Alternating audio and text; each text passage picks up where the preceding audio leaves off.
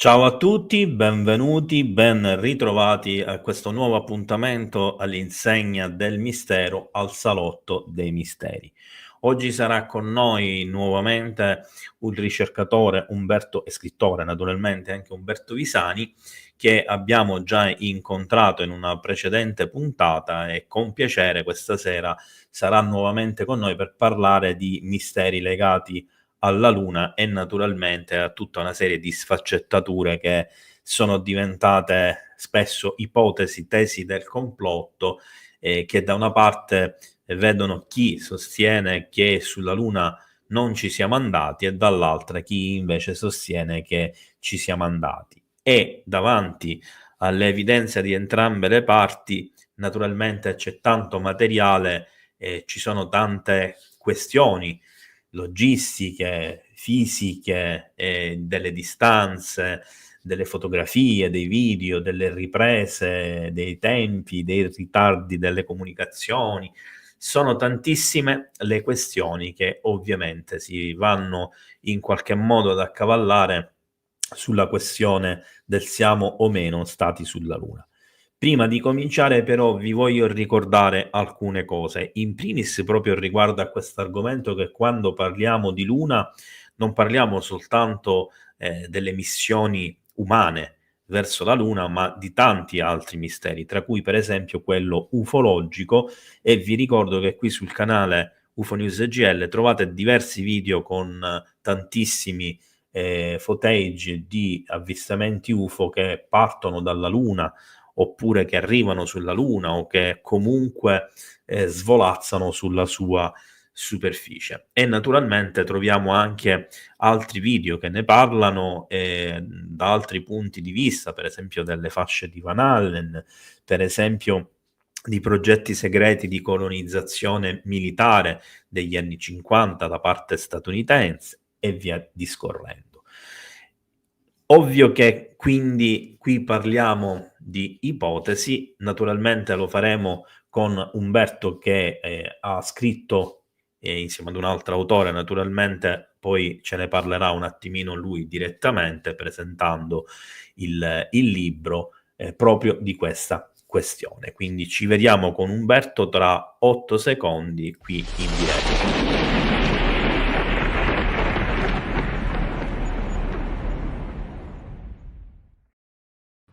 Ciao Umberto, bentornato. Ciao Una buona... Gabriele, buonasera a tutti, grazie per ospitarmi.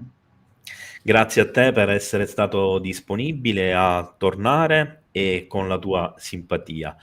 Due Grazie. comunicazioni prima di cominciare. Vi ricordo sempre di scrivere in maiuscolo e con il punto interrogativo, naturalmente, le domande che rivolgerete a Umberto o eventualmente che saranno rivolte a me nel momento in cui Umberto andrà via, perché alle 11, 11:10 massimo, proprio in extremis, lo dobbiamo salutare e lasciare andare, quindi impegniamoci anche da questo punto di vista a non fare 200.000 domande e naturalmente vi ricordo che le segnerò io le domande oggi perché non essendoci presente Bruno lo farò direttamente io, quindi agevolatemi e non dimenticate di scriverle in maiuscolo. Allora, Umberto, ti faccio un paio di domande che non c'entrano niente con l'argomento attuale, ma giusto per capire, per ovviamente in modo molto generico, cosa pensi tu di questa situazione a livello globale che si è venuta a creare su questa situazione che vede da una parte questo fenomeno dei droni che lascia il tempo che trova, che fa parlare, fa un po' sorridere per certi versi, che sta scatenando un sacco di polemiche, di botte e risposte dove non ci si capisce ancora granché, e dall'altra questo fenomeno in costante aumento dei plasmoidi o degli orbs come li chiamano negli Stati Uniti, che poi ho scoperto parlando direttamente con i ricercatori americani che loro fanno una netta distinzione tra le due cose, e naturalmente un fenomeno ufologico che è comunque in aumento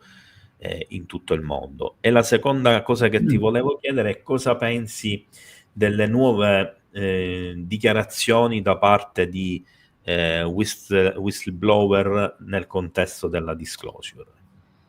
Allora sì, per quanto riguarda i droni, per quanto riguarda gli avvistamenti che ci sono stati specialmente a novembre e dicembre, iniziando specialmente in New Jersey, penso che si tratti della tipica ondata ufologica, il tipico flap ufologico a base di tantissimi avvistamenti, come è successo tante volte anche in passato, in un passato anche abbastanza lontano, come può essere l'ondata di aeronavi di fine '800, con quel filo rosso che poi si può seguire con l'ondata del 1909, con l'ondata dei Ghost Rockets, con l'ondata dei Ghost Fires, per cui a cadenza più o meno regolare ci sono sempre ondate di velivoli o comunque di oggetti volanti che vengono percepiti come estranei a, come dire, la normalità degli oggetti in volo, anche perché ovviamente, beh, a fine '800 in quegli anni non era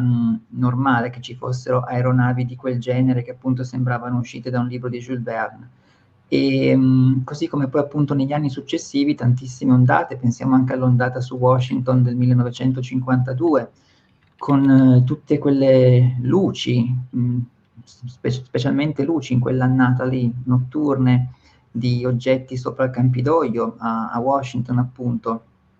Così come appunto ci sono sempre state tante ondate negli anni e ciascuna con le sue caratteristiche, per cui appunto fino a'800 abbiamo queste aeronavi, adesso abbiamo avuto i droni e secondo me l'aspetto più eclatante è che ciascun periodo mostra le ondate che da un punto di vista di immagine esteriore maggiormente si attagliano all'immaginario collettivo, per cui adesso che son tutti fissati con i droni, ecco che appaiono in cielo degli oggetti che sostanzialmente molto assomigliano ai droni cui siamo più o meno abituati, così come appunto a fine '800 invece apparivano queste aeronavi volanti. Quindi secondo me è sempre lo stesso fenomeno che gioca con l'immaginario collettivo, che gioca con le aspettative del come possiamo chiamarlo, del testimone, e di conseguenza è sempre il medesimo fenomeno. C'è chi invece ha ipotizzato che si tratti di velivoli militari, di prototipi. Per carità, sicuramente qualche avvistamento si riferirà anche a prototipi, perché no? Questo non si può assolutamente escludere a priori. Escluderei invece ad esempio prototipi non americani perché ritengo estremamente controproducente il testare prototipi su cieli stranieri, perché qualsiasi avaria potrebbe far cadere a terra l'oggetto che poi verrebbe recuperato, verrebbe studiato ed eventualmente anche copiato, quindi andando a eliminare un eventuale vantaggio tecnologico. Quindi l'opzione droni stranieri secondo me va accantonata sicuramente.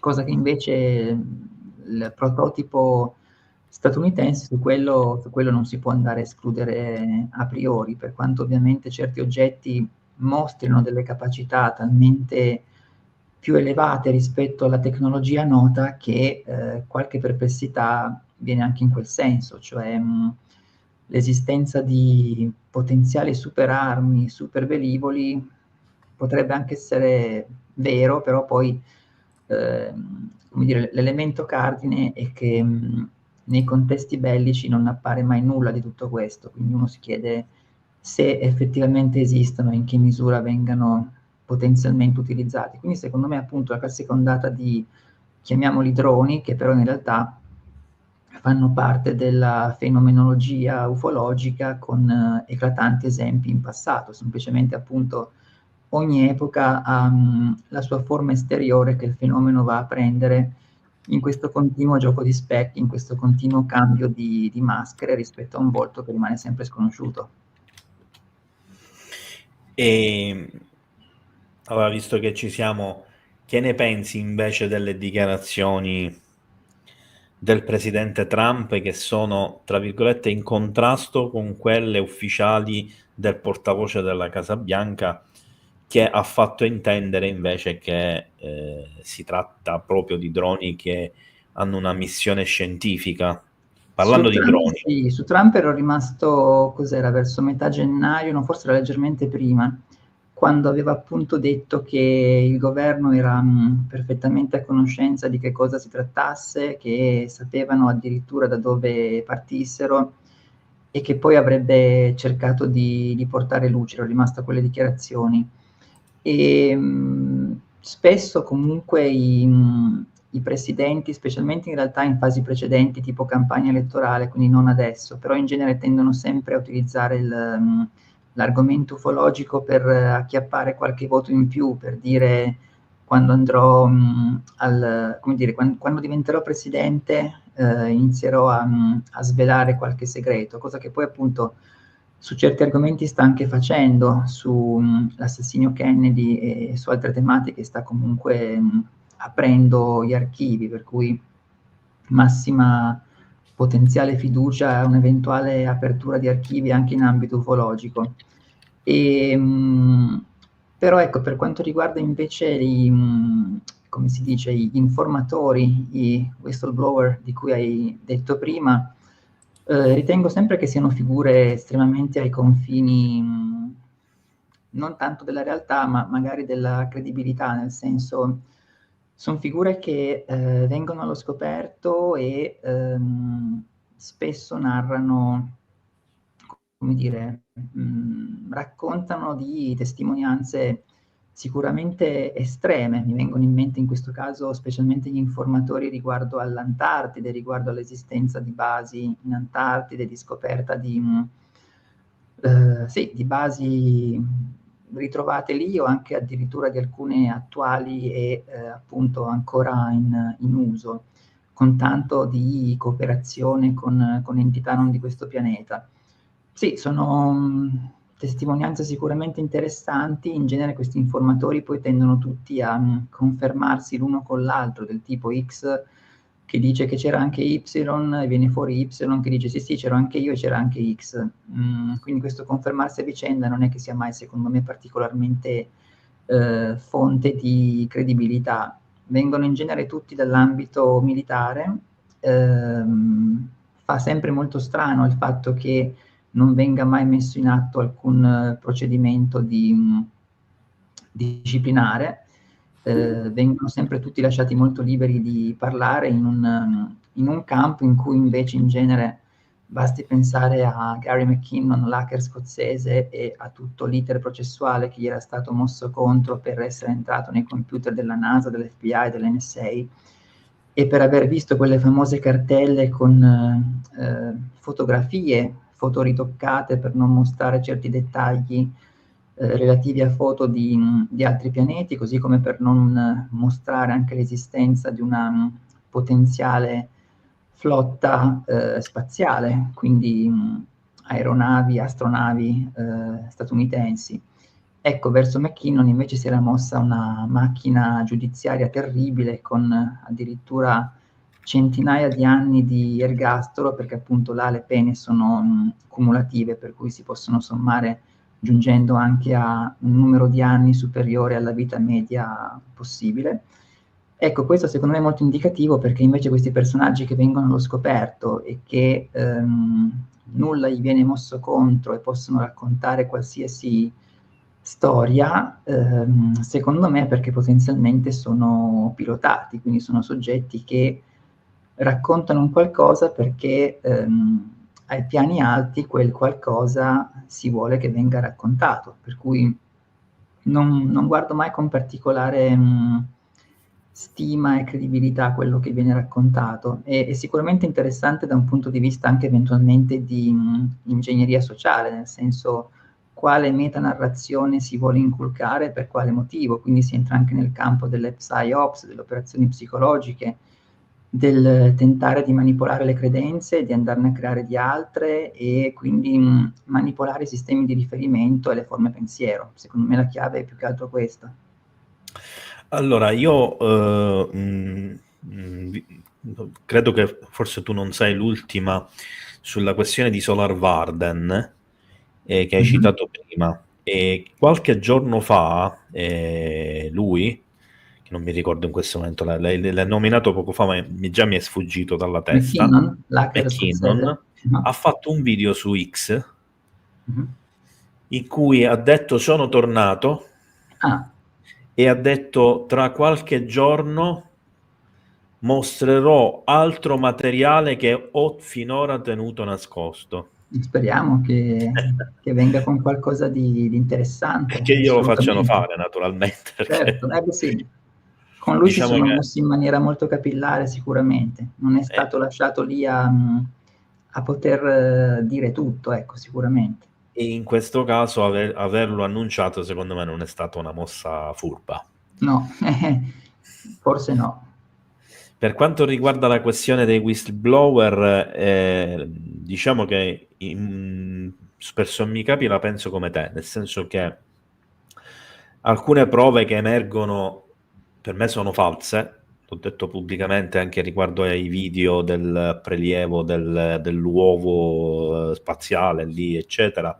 Mhm. Le analisi dei video dimostrano che sono dei falsi, o quantomeno che non sono video reali ma ripresi da schermi e cose di questo genere, quindi non sono valutabili e di conseguenza non sono prove, perché se non sono valutabili non possono essere utilizzati come prove.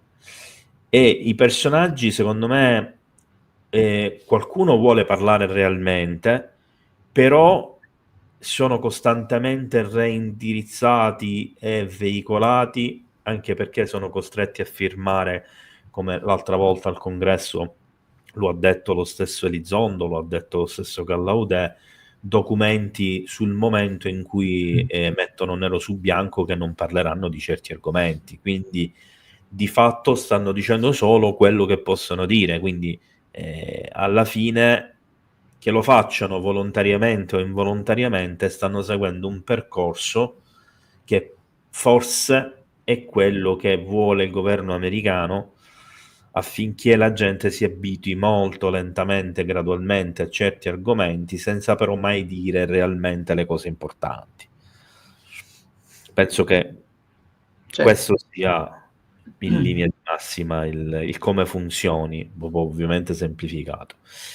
Allora, naturalmente, quando si parla di Luna, abbiamo visto che ci sono tante cose, tante sfaccettature, tra cui anche un fenomeno UFO. Non so se tu volevi accennare anche a qualcosa di questo genere, però credo Certo. che... Ah, ok. Allora ti lascio parlare.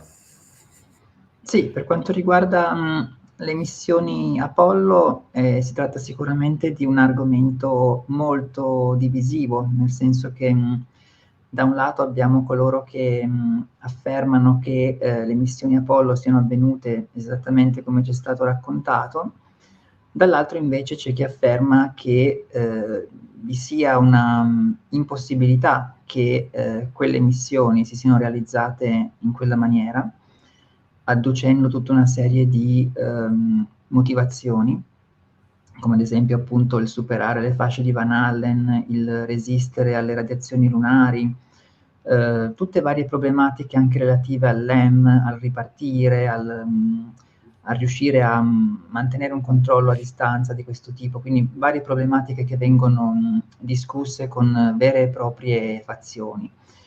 Ecco, quello che, all'interno di questo testo, "Dalla Terra alla Luna", che appunto tratta sia dei misteri delle missioni Apollo, sia di, altre tematiche appunto connesse allo spazio e alla Luna, la posizione che, appunto siamo andati a sostenere è sostanzialmente una terza posizione, nel senso una posizione che, fa il proprio fulcro del ragionamento sulle fotografie, cioè, siamo appunto andati a, esaminare tutta una serie di fotografie, analizzate tra l'altro appunto da, esperti fotografi, da, professori di matematica, da, quindi tutti soggetti perfettamente a conoscenza di, trigonometria, di parallasse, di geometria, di analisi di foto di questo tipo, per, cercare di capire che cosa ci sia di vero, quando si afferma che tantissime foto presentino delle problematiche, nel senso che molteplici foto non sarebbero coerenti con l'essere state scattate sulla Luna.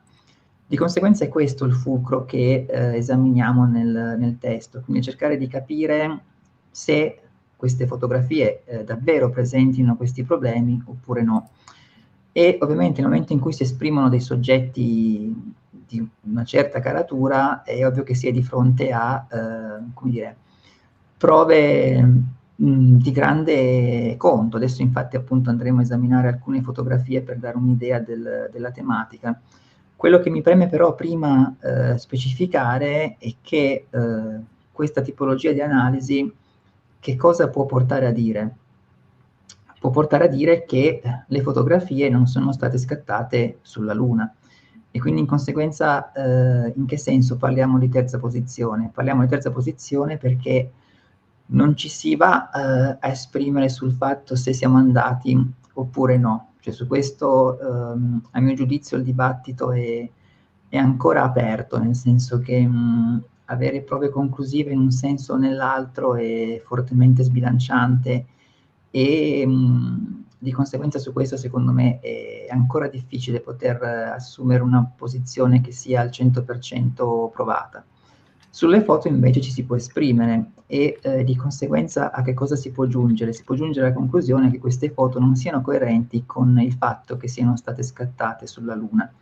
Di qua ovviamente si aprono quindi delle ipotesi ulteriori, cioè nel momento in cui professori di matematica e di fisica ti dicono quelle foto non sono coerenti, quelle foto non sono state fatte sulla Luna, quelle foto sono state fatte all'interno di un set, che cosa se ne può dedurre? Si può andare nel campo di ulteriori ipotesi, nel senso di dire, ok, queste fotografie non sono state fatte sulla Luna, perché? Perché non ci siamo mai stati, oppure perché sì, ci siamo stati, ma si sono rovinate, si sono bruciate, oppure ci siamo stati, ma quello che è stato visto non poteva essere mostrato al grande pubblico. Anche perché nel momento in cui si dicesse che sulla Luna non ci si è mai stati, tutta quella tematica concernente gli avvistamenti degli astronauti di oggetti volanti non identificati ovviamente va un po' quasi a crollare sostanzialmente, cioè ci sono tanti astronauti che hanno parlato di avvistamenti nel corso delle missioni, c'è tutta anche una sorta quasi di controstoria relativa agli avvistamenti dell'Apollo 11 con trasmissioni mandate appunto volutamente in ritardo con linguaggio cifrato in cui la parola Santa Claus si sarebbe riferita alla presenza di oggetti volanti non identificati, quindi al fatto che queste missioni fossero seguite da questi oggetti volanti. Ovvio che però se si va a sostenere la linea di pensiero per cui non ci si sia stati sulla Luna, che non si sia riusciti ad arrivare, che di conseguenza si sia messa in opera tutta una macchinazione per fingere di andare sulla Luna, allora ecco che siamo quasi di fronte a una sorta di aporia concettuale, nel senso che tutto il discorso avvistamenti di UFO andrebbe bellamente a cadere. Quindi questo è già un primo punto focale in cui dover prendere una decisione abbastanza netta, cioè se non si è andati quegli avvistamenti non sono avvenuti, se si è andati allora quegli avvistamenti possono essere avvenuti. Però appunto come accennavo il fulcro è rappresentato dalle fotografie, perché appunto su di esse ci si può esprimere in maniera molto più precisa e con un grado di certezza assolutamente maggiore, specialmente quando le analisi provengono da soggetti che hanno tutti i titoli accademici per potersi esprimere in campi appunto quali la matematica, la trigonometria e i calcoli di parallasse e di prospettiva. Di conseguenza sì, direi adesso di esaminare alcune di queste foto. Prima ne stavi mostrando una in cui c'era appunto un astronauta che stava scendendo la scaletta del LEM, ecco questa è la foto, questa è una foto incriminata perché in questo, nello stivale dell'astronauta notiamo chiaramente un riflesso e alla NASA è stata posta la domanda se sulla Luna durante le missioni spaziali fossero state portate delle fonti di luce ulteriore. Questo perché? Perché ufficialmente appunto no, la NASA ha risposto che non hanno portato come dire, nessuna fonte di luce, nessuna diciamo lampada o qualcosa che potesse illuminare in questa maniera. Infatti questa foto è stata scattata con il Sole che in realtà sarebbe di fronte rispetto all'M, e qua invece vediamo chiaramente, oltre a vedere fortemente illuminata la schiena dell'astronauta, qualcuno però ha cercato di giustificare dicendo sì, ma il riflesso della superficie lunare, l'albedo e via discorrendo potrebbe causare una illuminazione di questo tipo. Tra l'altro la ditta Nvidia, quella dei chipset e schede video, si era messa a fare una sorta di prova, di dimostrazione in cui cercare di ricreare le condizioni di questa foto in miniatura, foto che tra l'altro è venuta decisamente più scura nella simulazione fatta da Nvidia con ricreazione della illuminazione, con ricreazione anche dell'albedo, quindi del riflesso della superficie lunare, e appunto come accennato la foto diventava decisamente più scura. Ma a parte questo, il fatto è che l'albedo, quindi il riflesso lunare, non può andare a produrre questo riflesso qua. Questo riflesso è un riflesso prodotto da una fonte di luce ulteriore che appunto la NASA stessa ha affermato non vi fossero, per cui non c'erano lampioni, lampade o cose di questo genere, quindi qua siamo di fronte a qualcosa che assolutamente non torna. Però appunto fotografie di questo tipo con elementi che sono stati notati come anomali è davvero pieno. Direi appunto adesso di esaminarne anche un'altra per dare un po' Sì, un'idea della questione. ti fermo un secondo. Mhm. Allora, stavo così giusto per fartelo notare. Allora, se tu guardi questa, la parte di sopra della fotografia, io ovviamente per ragioni tecniche l'ho divisa a metà e metà Certo, perché altrimenti non veniva troppo piccola. Sopra la scritta live, nell'angolo a destra, sì, c'è un riflesso. pure lì, certo. Questo riflesso è coerente, che qua lo abbiamo sotto il logo di UFOnews GL, con Mhm. quello del tallone. E quello nel tallone è un riflesso unico, cioè non ci sono, per esempio, l'altra scarpa che è dello stesso materiale dovrebbe avere lo stesso riflesso e non Mhm. c'è. Quindi per me questo riflesso, questo del tallone e questo sotto il logo UFOnews GL, sono un fascio di luce che colpisce dall'alto a destra, Certo. ma in realtà questo è il riflesso dentro la telecamera, non nella scarpa. Quindi in realtà quello che stiamo vedendo viene dal lato opposto e potrebbe essere invece coerente, al contrario di quello che può sembrare.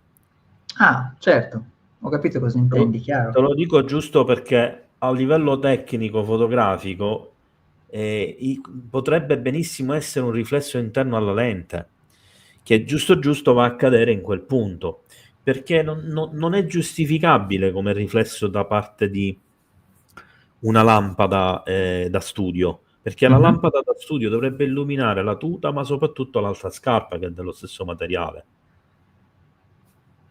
Sì, in effetti teoricamente sì. Sì, sì, sì.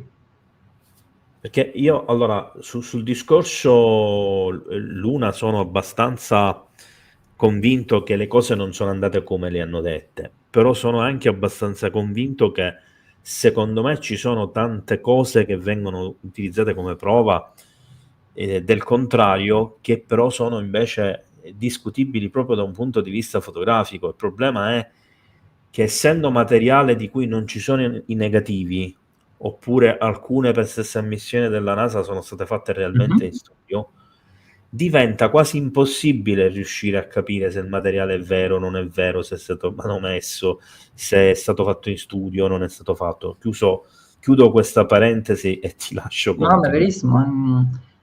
specialmente poi per quanto riguarda anche il discorso luci e ombre. Quello è un altro ambito di grande discussione, sulla coerenza o meno della presenza di ombre che non sarebbero coerenti con una singola fonte luminosa, per cui ci sono ambiti molto discussi e in alcuni appunto abbiamo mostrato come non ci sia una prova conclusiva, così come ad esempio anche c'era una celebre foto sulla quale sembrava sopra una roccia che ci fosse una sorta di lettera C, che poi in realtà nel negativo originale non c'era, perché si trattava poi di un cappello che si era, come dire, era stato messo in una sorta di copia che era stata fatta successivamente, per cui sicuramente un ambito divisivo anche quello delle fotografie, assolutamente. Se permetti, ti dico, ti faccio un altro esempio. C'è un video che sta circolando che tutti lo prendono a ridere su Marte, dove si vede uno dei rover marziani, adesso non mi ricordo se è Opportunity, mi pare che è, dove si vede la mosca che gli cammina sopra. Ok? Allora, quello stessa immagine l'ho fatta io alla mostra Cosmos quando fu a Roma 5-6 anni fa, no, 7 anni fa, e dove c'era una copia del rover con la ricostruzione dell'ambiente marziano e una mega fotografia che era lunga, se non ricordo male, 12-13 metri e alta circa 3 o 4, che riproduceva perfettamente lo sfondo. Quindi una fotografia ben piazzata, con un certo effetto, ti mostrava l'oggetto in primo piano tridimensionale, dandoti una prospettiva perfettamente coerente con quella reale, eppure dietro era solo una foto. E quindi sul rover ci potevano essere formiche, mosche, qualunque tipo di insetto, e spacciarla poi per una foto reale del rover su Certo. Marte. Questo giusto perché voglio fare pure l'avvocato del diavolo, no? Diciamo che spesso il materiale utilizzato come prova di una cosa o dell'opposto in realtà può essere interpretato sia in un modo che nell'altro a secondo del caso, oppure essere qualcosa di diverso da quello che sembra. Ci tenevo a farti questo No, ma esempio perché assolutamente. Infatti in questo campo, ci sono molti aspetti, molte tematiche che sono, poco chiare e sulle quali è difficile esprimersi proprio perché, sono divisive anche da un punto di vista tecnico di analisi proprio fotografica, per cui è molto vero, certo. Ti dico, adesso altre foto che andremo a esaminare,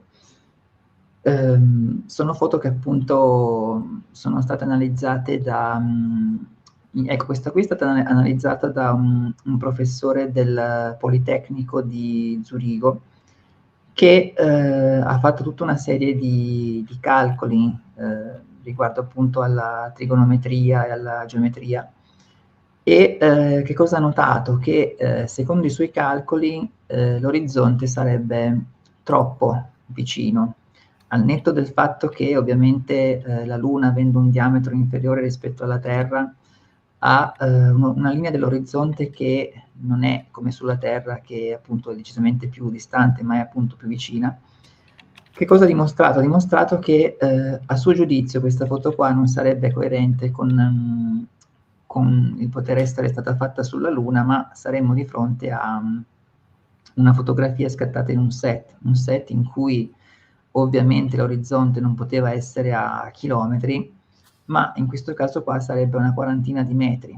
Il tutto ovviamente calcolato con dei calcoli compiuti da lui stesso, che però appunto essendo professore presso il Politecnico di Zurigo sicuramente ha delle competenze di alto livello da un punto di vista matematico, quindi quando emergono queste analisi fatti da soggetti in possesso di questi titoli, è ovvio che siamo in presenza di qualcosa di importante, ecco, siamo in presenza di un'analisi che non è stata fatta dal primo che passa per strada.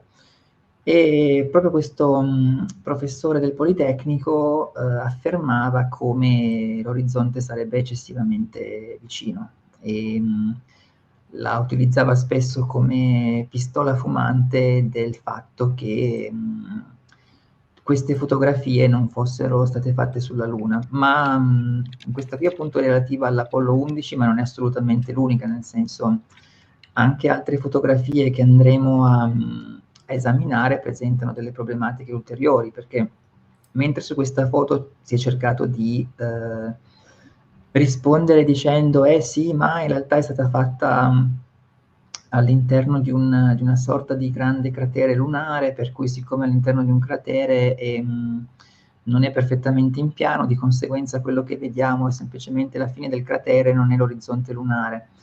Come vedi appunto anche in questo ambito c'è sempre spazio per, come dire, delle risposte più o meno motivate. Ovviamente poi si va nell'ambito dei calcoli, però appunto nel momento in cui cambi dei parametri anche all'interno dei calcoli matematici puoi giungere a conclusioni diverse, per cui questo è un tipico caso in cui la matematica diventa un'opinione e quindi anche qua notiamo problemi non indifferenti nel poter addivenire a una soluzione provata. Diciamo che e poi con l'Apollo 15 che siccome invece qua appunto con l'Apollo 11 siamo all'interno di una zona in cui non c'erano montagne sullo sfondo, di conseguenza non essendoci montagne sullo sfondo si resta più nell'ambito della discutibilità, della dibattibilità, nel senso che appunto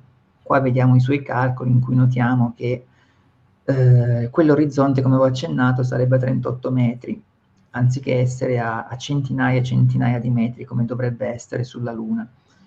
Però ecco, se con l'Apollo 11 siamo in un contesto privo di montagne, con l'Apollo 15 e con l'Apollo 16, anche 17, il discorso cambia, perché siamo in una zona con varie montagne sullo sfondo e di conseguenza se le fotografie fossero state fatte all'interno di un set, chiaramente non si poteva, non si sarebbe potuto fare un set grande chilometri e chilometri, ma si sarebbe dovuto, come dire, creare dei modelli, magari all'interno di hangar grandi anche 300-400 metri, sì, ma certamente non chilometri, in cui cercare di ricreare la conformazione di queste montagne.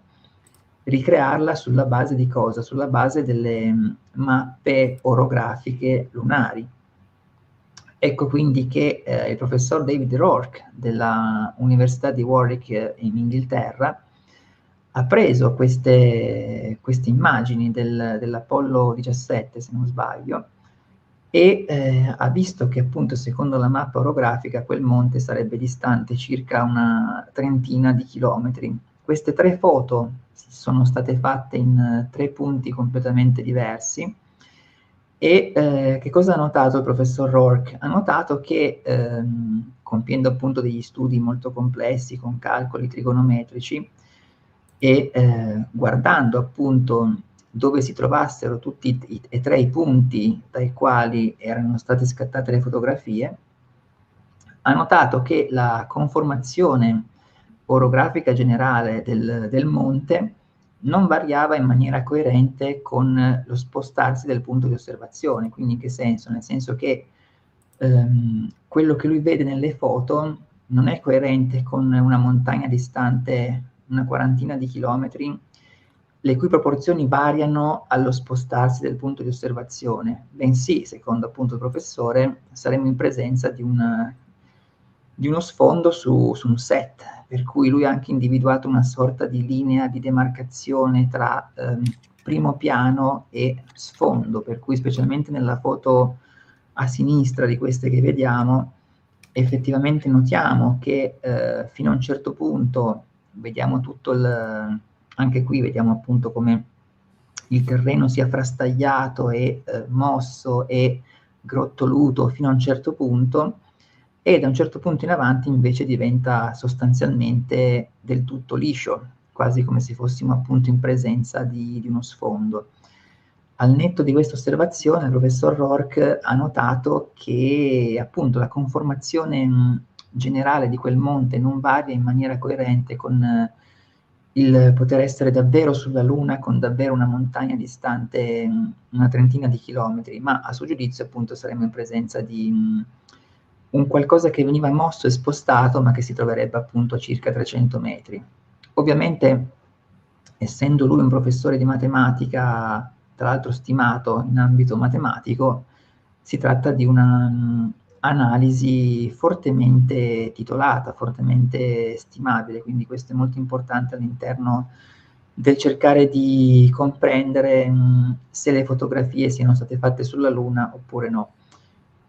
Così come poi ci sono anche altre fotografie studiate da questo professore dell'Università di Kharkov, che cosa ha fatto? Ha analizzato delle coppie di fotografie scattate molto vicine le une alle altre, perché nel momento in cui uno scatta delle fotografie a piccola distanza, cosa succede?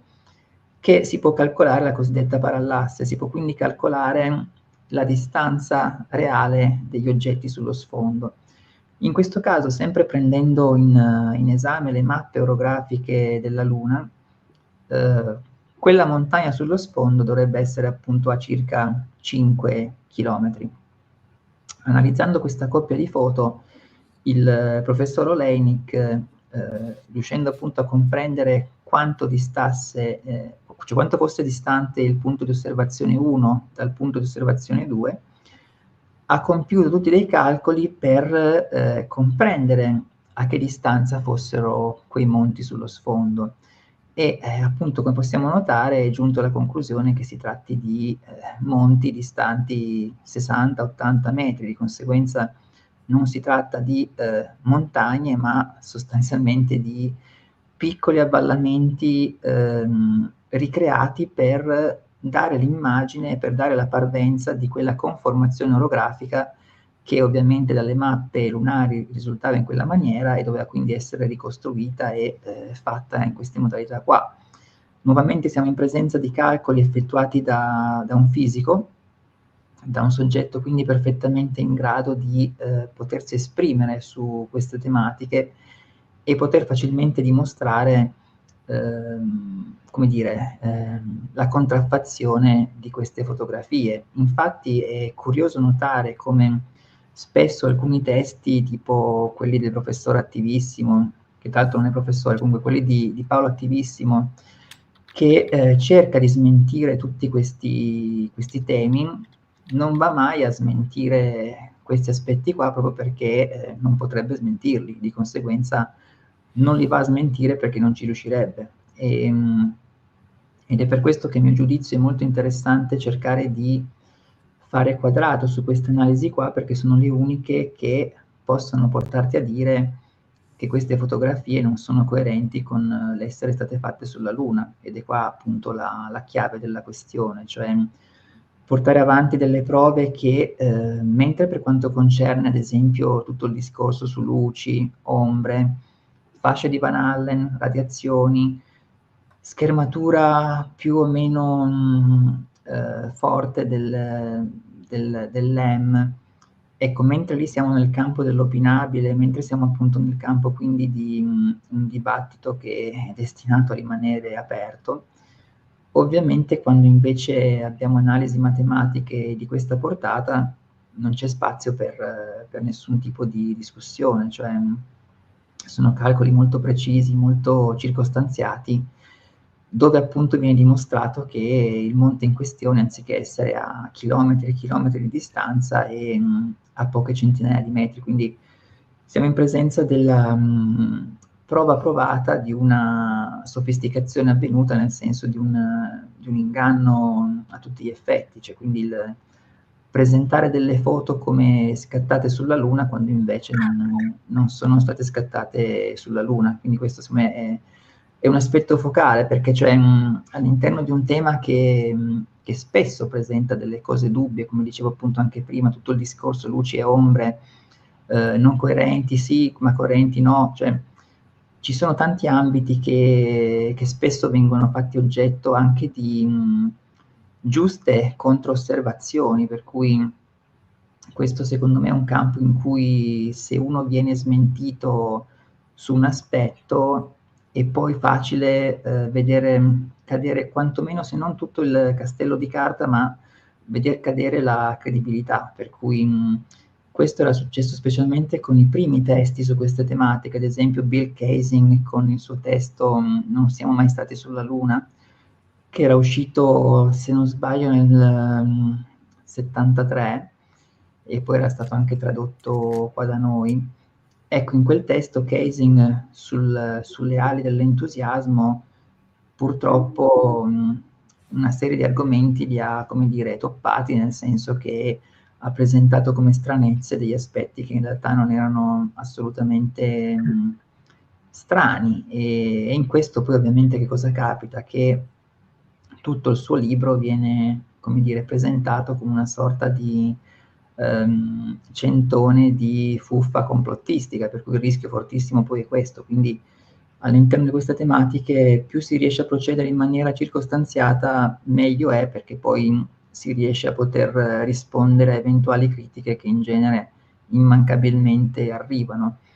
E quindi notare che appunto questo tris di fotografie non è mai stato confutato in nessun testo di voluta confutazione dell'argomento è un qualcosa che dà molta forza all'argomentazione secondo la quale appunto le fotografie non sono state scattate sulla Luna, che poi appunto secondo me il punto focale ed è anche l'unico che si possa difendere con ottima, cioè che si possa difendere con forza, ecco, che non sia quindi soggetto alle picconate di chi invece afferma che assolutamente ci siamo stati. Per cui secondo me il punto centrale è proprio questo.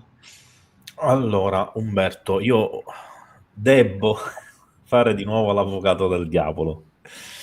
Allora, premessa che non ho le conoscenze matematiche per poter fare calcoli, eccetera, quindi diciamo mi attengo a quello che ovviamente personaggi come Olenik hanno fatto. Però io mi domando una cosa. Ma dove è scritto che se io sto osservando delle foto della superficie lunare, scattate presumibilmente da un astronauta, quello che sto vedendo è quello che viene detto che si trova a 30 km di distanza? Non può essere invece che i calcoli ci dicono che la montagna, che in realtà è una collina, si trova a 300 metri di distanza e non a 30 km, perché in realtà è qualcosa che ostacola la visuale dal punto di vista dove si trova l'astronauta, che si dà per scontato sia in una pianura, ma in realtà non lo è, proprio perché ci sono avvallamenti e rocce. Allora, Ma questo in secondo realtà, me... ti dico, la conformazione orografica è abbastanza visibile, è molto visibile già, cioè nel senso, dalle mappe che uno ha, riesce anche a disegnare e delineare che forma abbia quel monte distante 25-30 chilometri. Per cui nel momento in cui compi questi calcoli cerchi di vedere se realmente quello lì di fronte può essere quel monte lì, perché la sua conformazione è identica a quella che noti dalla mappa orografica. Ok, E e quindi questo non lo metto in dubbio, però ti faccio un esempio pratico.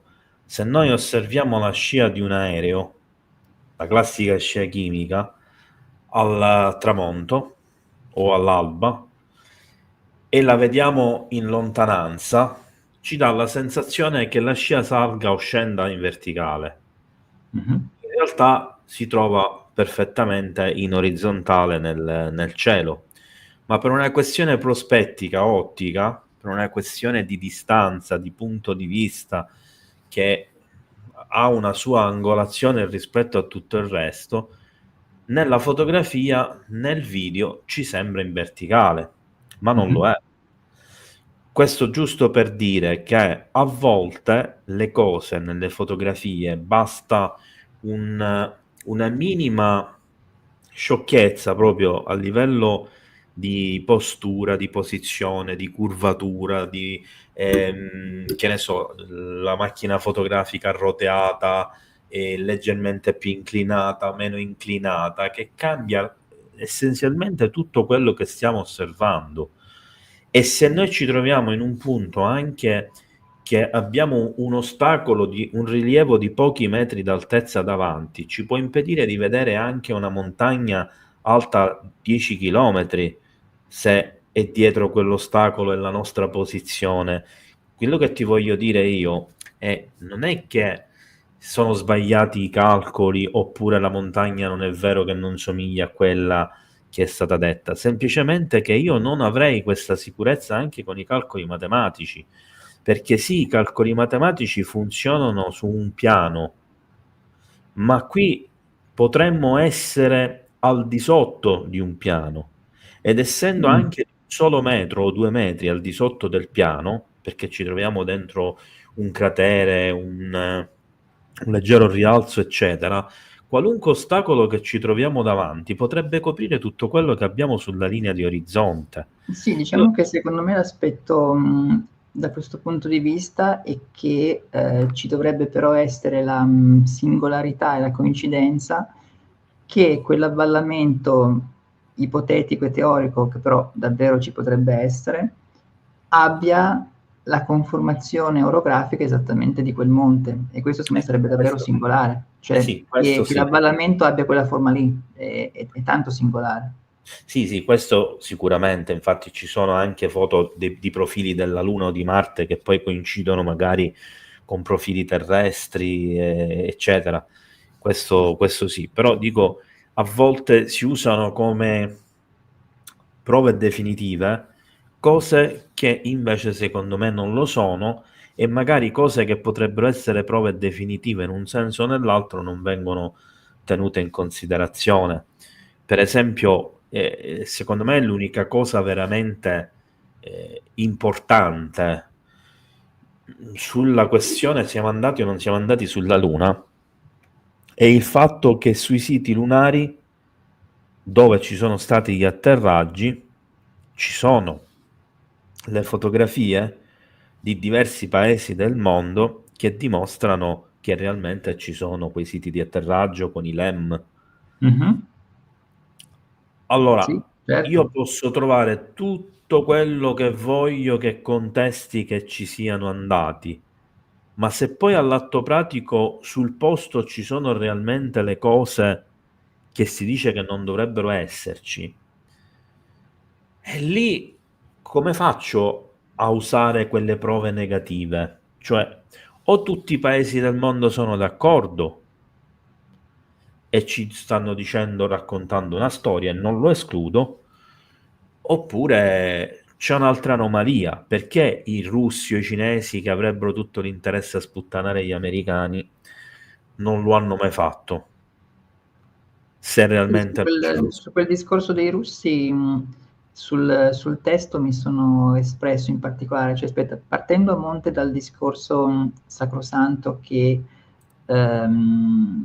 appunto ci sono resti di quelle missioni, e anche considerando comunque il fatto che, il fulcro dell'analisi che abbiamo fatto, è sulle fotografie, per cui il fatto che le fotografie non siano, diciamo coerenti, non implica che non ci sia stati, per cui ben si potrebbe anche essere andati realmente. Ehm, I sostenitori del fatto che non ci siamo andati affermano che, tranquillamente tramite missioni meccanizzate si può assolutamente, ricreare quello che appunto vediamo e che si è visto con fotografie fatte da, satelliti, da altre missioni che hanno appunto fotografato i siti di atterraggio, per cui, anche lì il dibattito è abbastanza acceso, nel senso di, dire che una missione meccanizzata possa ricreare quello che si vede. Per tornare al discorso invece dei russi, del perché non fosse stato detto nulla. Consideriamo tutti gli astronauti mandati a morire in quegli anni c'erano appunto qua a Torino 2 fratelli, Judica Cordiglia, che prima dell'inizio ufficiale dell'era spaziale umana avevano sentito dialoghi di astronauti russi che appunto erano già nello spazio prima ancora di Laika, o comunque in concomitanza con esperimenti su animali, quando ufficialmente appunto ancora non erano stati mandati astronauti per tutti i problemi relativi alle radiazioni, per cercare di capire che cosa accadesse appunto nello spazio, in orbita, e cosa potesse quindi succedere a un corpo umano, in fasi in cui cercavano già di capire anche sugli animali. E di conseguenza quello era già un segreto non da poco, perché ovviamente mostrare un paese che manda al macello dei propri astronauti non era sicuramente qualcosa di presentabile, quindi sicuramente tutte e 2 le parti avevano dei segreti non indifferenti. Qualche anno fa Medvedev si era espresso sulla questione, si era espresso appunto in maniera abbastanza criptica, nel senso che aveva detto: noi non stiamo affermando che gli Stati Uniti non siano mai stati sulla Luna, e cioè aveva utilizzato questo metodo di paragone in maniera abbastanza così, aveva intavolato la questione in maniera un po' subdola, ma per far capire che non necessariamente quella posizione russa è una posizione granitica che per sempre debba essere mantenuta come è stato fatto negli anni, ecco. Per cui secondo me è un discorso molto complesso quello di Stati Uniti e Unione Sovietica, nel senso che è un discorso che mette in campo segreti di Stato reciproci all'interno quasi di una sorta di guerra fredda anche del segreto di Stato, per cui anziché la deterrenza atomica c'è la deterrenza dei rispettivi segreti, per cui io non vado a dire certe cose perché so che tu non ne vai a dire altre, quindi anche lì secondo me c'è sempre stato un meccanismo forte di equilibrio. Allora, Umberto, intanto si stanno accumulando una marea di domande, credo che siamo già quasi a 30 domande. Allora, io innanzitutto ti volevo dire, se faccio l'avvocato del diavolo non è per contraddirti o contrastarti, No, ma figurati. semplicemente per correttezza, perché mi piace mettermi anche dall'altra parte e ovviamente ci sono tantissime incongruenze, sia per chi sostiene che siamo andati sulla Luna, sia per chi sostiene che non ci siamo andati. E se ti devo dare la mia opinione personale, è che probabilmente eh, la prima missione lunare non è stata quella che ci hanno mostrato, e che gli americani siano andati realmente sulla Luna poi con la seconda missione lunare.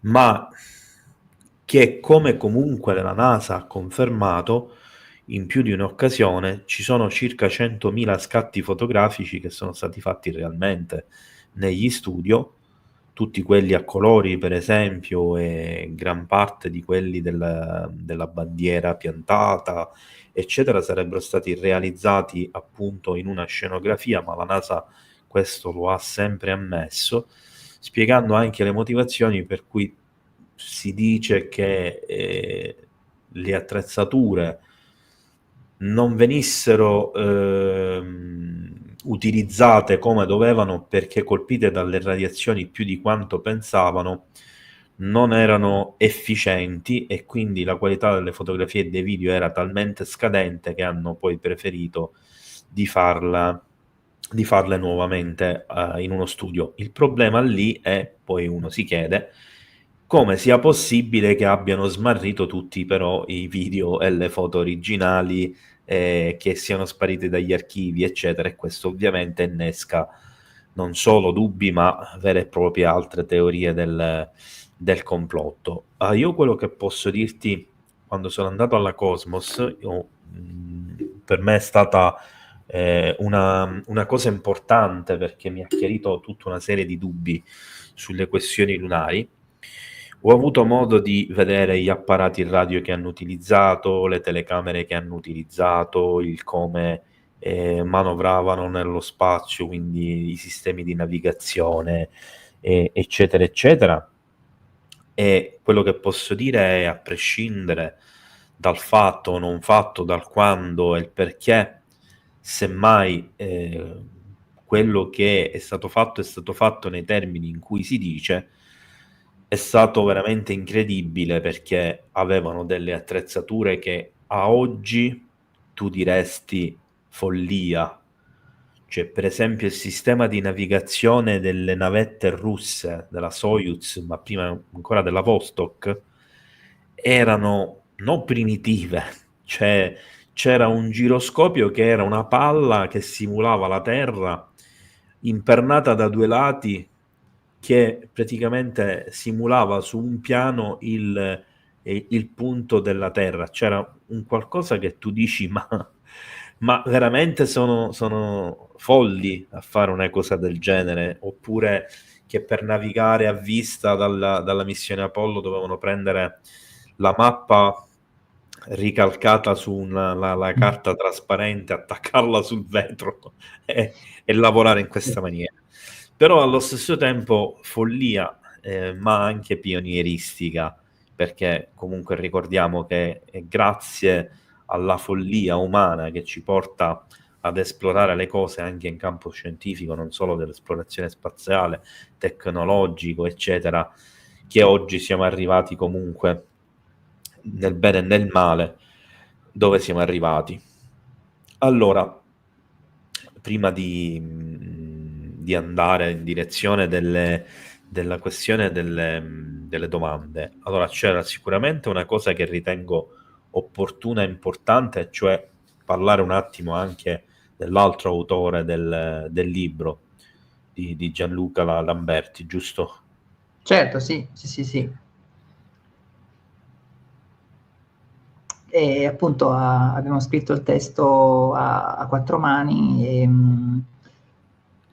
partendo da una base di un testo che avevo scritto alcuni anni prima, esattamente poco prima che uscisse il documentario di Mazzucco. Infatti spesso mi viene chiesto come mai in quel primo testo non avessi citato Mazzucco. Non l'avevo citato perché era uscito poco prima, tipo il mio era uscito a novembre e il suo documentario era uscito a dicembre. Tra l'altro abbiamo sicuramente attinto a fonti comuni, perché c'è una sorta di zoccolo duro dell'analisi di American Moon di Mazzucco che è fortemente comune appunto a quello che avevo già scritto io anni fa con Mai stati sulla Luna per Uno Edizioni.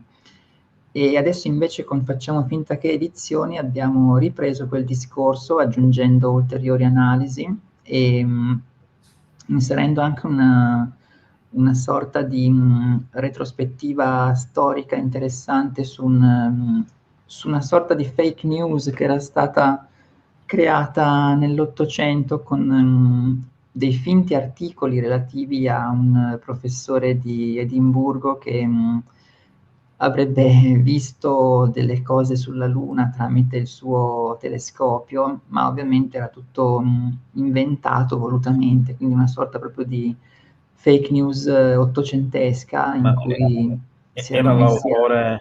l'autore quello che scriveva dei Seleniti?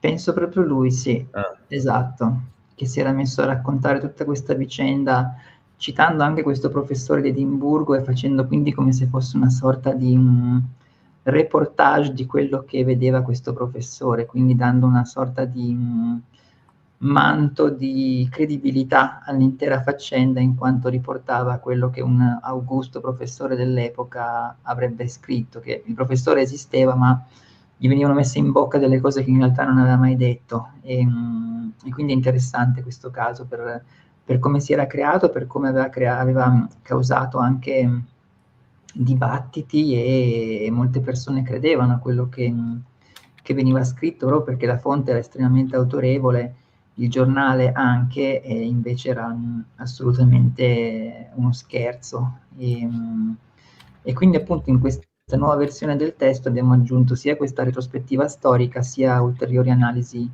tecniche emerse anche nel corso degli ultimi anni. E il testo appunto era uscito a luglio 2024 e quindi sì, si tratta sostanzialmente di una riedizione, e in questo testo appunto citiamo anche Mazzucco perché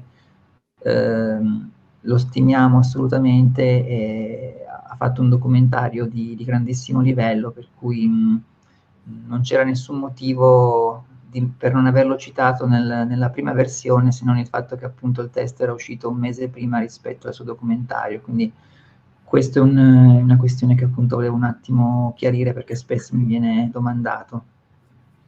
Beh, spezzo una lancia a tuo favore e a tutti, come si dice, a tutti gli autori che spesso vengono criticati magari o incolpati o cose di questo genere perché nel loro libro non ci sono le ultime informazioni, le ultime novità, eccetera. Vorrei ricordare a tutti che quando si scrive un libro, che ovviamente non è un romanzo in questo caso, ma un libro di saggistica che soprattutto riguarda informazioni in costante evoluzione, è impossibile riuscire a inserire nel testo le ultime cose, perché quando si manda il libro in fase di editing, quindi si fa la correzione, poi si deve andare in stampa,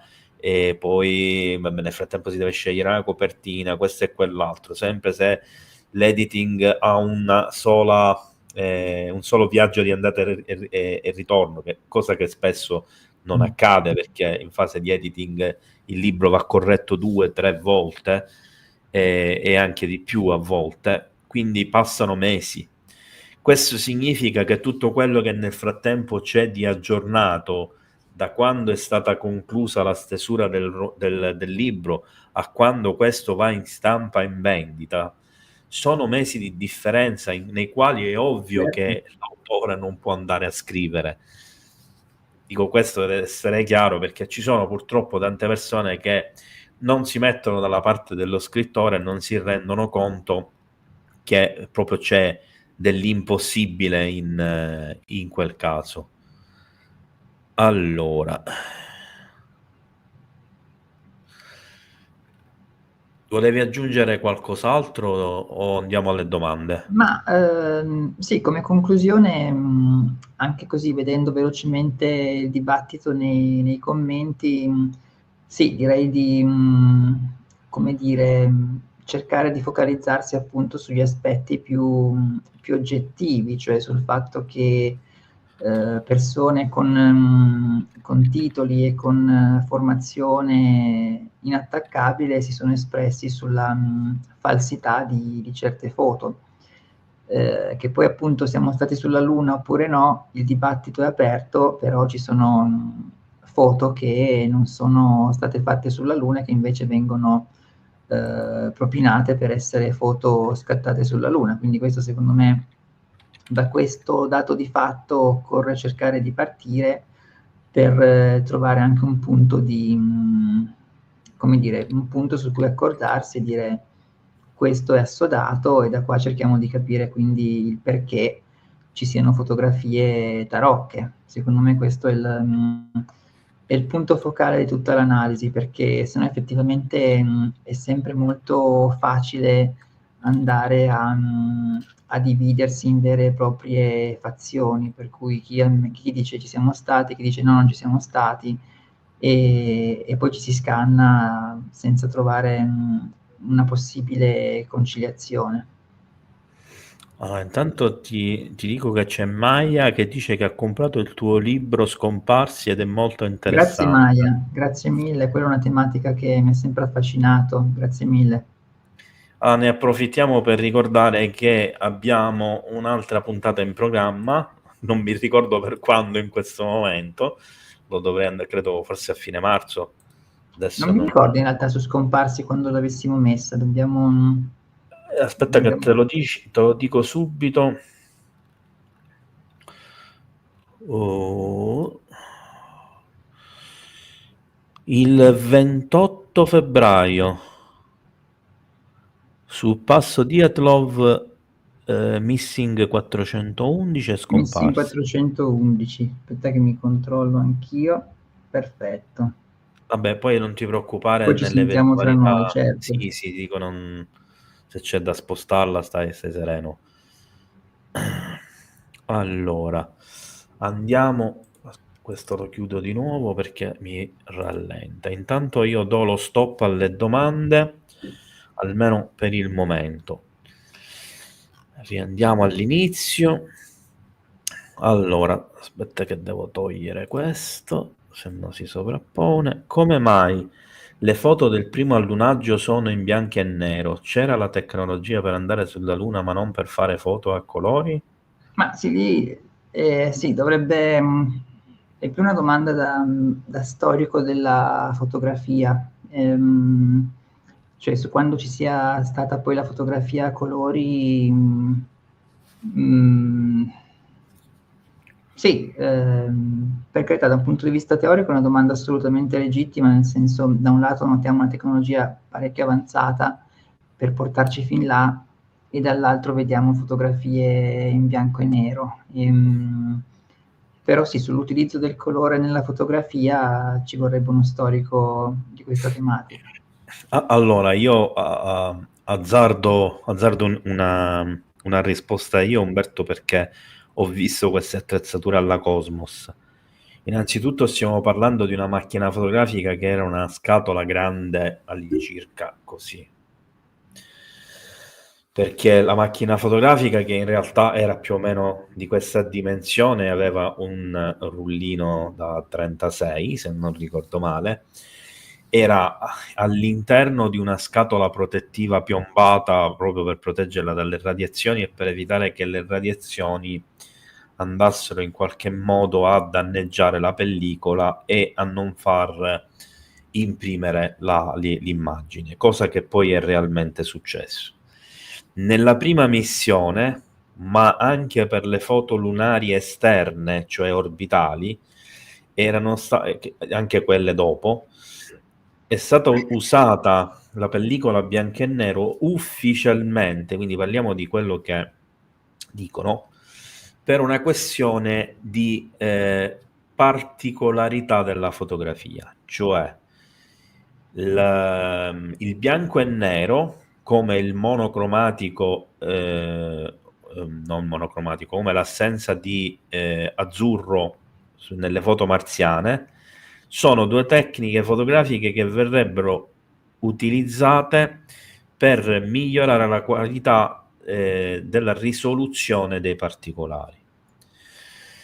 Poi che questo sia vero è discutibile, così come è discutibile la teoria secondo cui le foto lunari, quelle esterne, sono state tutte capovolte quando si guarda diciamo l'immagine ravvicinata, non globale, perché ci sarebbe un'anomalia proprio a livello di ombre dei crateri che sembra che le foto sono state girate tutte sottosopra.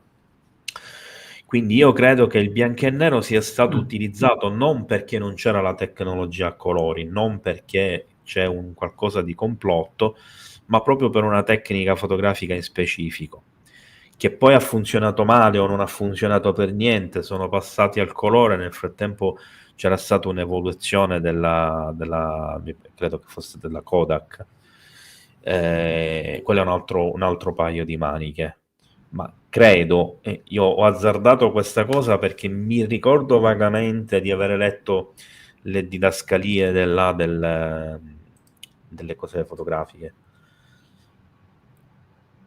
Vabbè, questa, vabbè, Certo. te la risparmio, questa poi rispondo io che non c'entra niente con l'argomento di ora. Perché oggi non riusciamo a oltrepassare le fasce di Van Allen, di conseguenza non riusciamo ad andare sulla Luna, ma nel 69 sì? O non ci siamo mai Ma, andati? in realtà sul fatto che, cioè quello delle fasce di Van Allen è un argomento appunto divisivo, perché ci son tutti calcoli differenti riguardo a quante radiazioni vengano assorbite dal corpo, quanto sia la schermatura fornita dalle astronavi, dalle navicelle. Sul fatto di non andarci più adesso, non penso che l'unico motivo possa essere quello delle fasce di Van Allen. Si è parlato anche del discorso delle tute, che però appunto all'epoca c'erano. Ovvio che vedere delle missioni avvenute o non avvenute negli anni 60-70 e adesso vedere tutte queste difficoltà, qualche dubbio lo pone, perché giustamente uno dice perché adesso che la tecnologia è più avanzata non si riesce più a fare quello che si faceva un tot di anni fa. E sì, sicuramente è un ambito di Sei bloccato. discussione, è una giusta osservazione. Sono tornato, eccomi. Sì, adesso sì. Mi sentite? Sì. No, dicevo che appunto è una giusta osservazione che però non è decisiva, nel senso non dimostra nulla di per sé, perché appunto un sostenitore della bontà delle missioni di allora potrebbe dire che adesso manca l'interesse, o potrebbe dire che è un qualcosa che a mano si sta realizzando, che si stanno raccogliendo fonti, modalità, per cui mancano pochi anni e poi si tornerà, per cui non trovo che sia un argomento così chiarificatore né da un lato né dall'altro. Anche perché appunto i discorsi sui calcoli delle radiazioni sono totalmente diversi. Io avevo letto appunto dei calcoli sulle radiazioni fatte da uno studioso e da un altro ancora, ed erano completamente diversi sulla quantità di radiazioni assorbite, quindi non è un ambito in cui se ne esca con una risposta, ecco, cioè permane il dubbio in ambo i sensi. Allora, io l'unica cosa che mi sento di dire riguardo a questo è che le fasce di Van Allen non hanno lo stesso spessore in toto.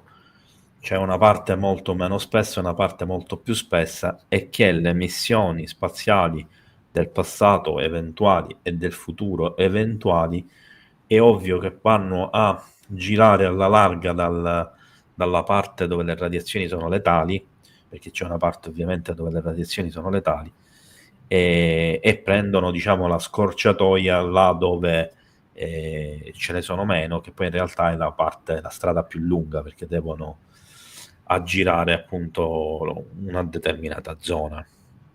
E anche io penso che lì ci sono tantissimi dubbi che non rendono per nulla certo, diciamo, il discorso. Quanto c'è di vero nell'allunaggio girato negli studi da Kubrick sul fatto che venne ucciso per non far scoprire il tutto?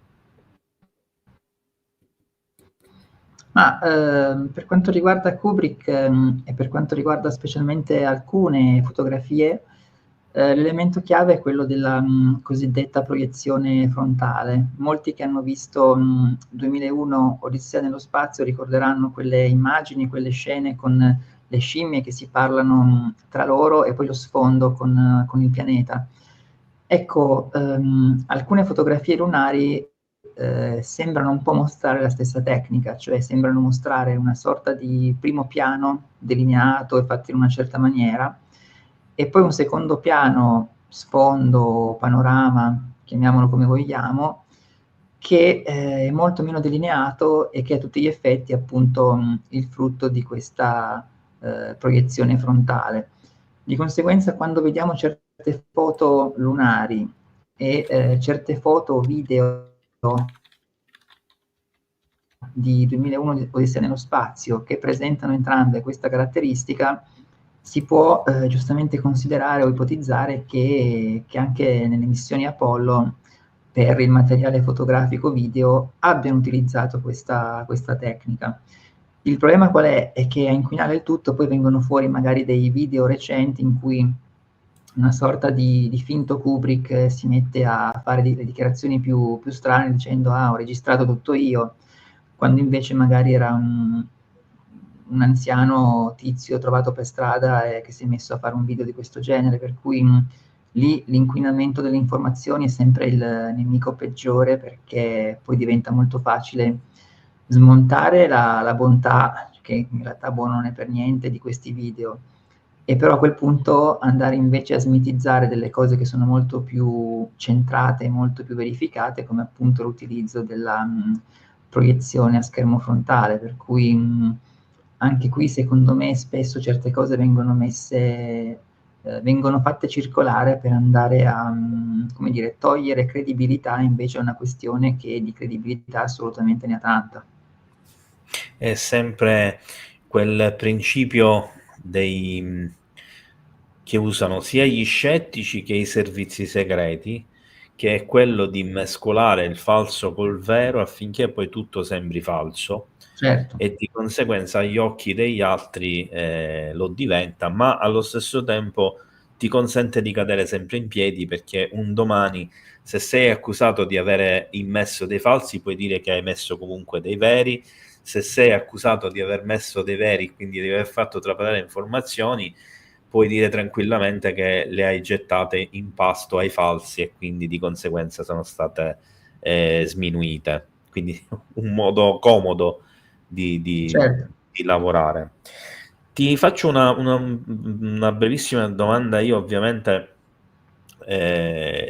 non so se sei a conoscenza di un video che girava forse intorno al 2003-2004, che fu immesso da un canale italiano YouTube, dove si vedeva, era un video UFO, dove si vedeva un alieno bambino che si nascondeva dietro un alieno adulto.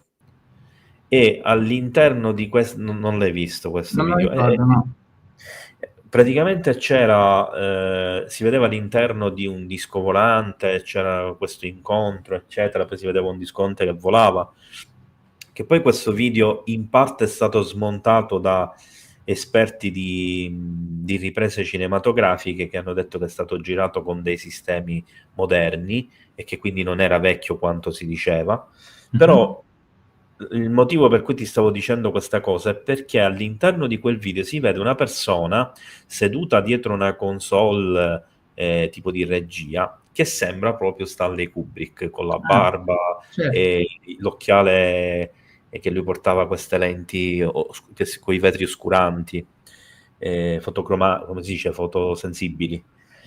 E mi ha ricordato questo particolare, ti volevo chiedere se ne eri al corrente, perché magari avendolo visto potevi anche tu esprimerti se poteva essere lui o meno.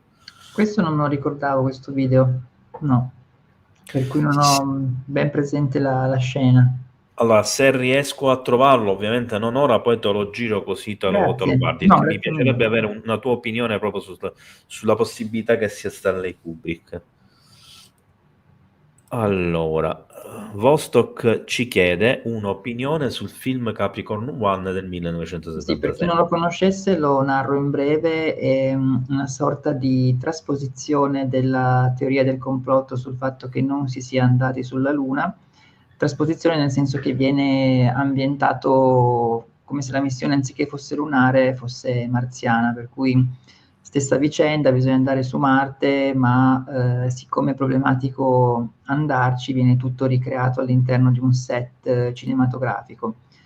Ma sicuramente è un film molto interessante, che ha portato a un pubblico maggiore questa tematica qua del fake lunare, tematica che in realtà c'era anche in un film di James Bond che mi sembra precedente al 77, in cui c'è una scena celebre in cui James Bond giunge su un set lunare, una scena abbastanza epica di Bond che spunta in un set lunare.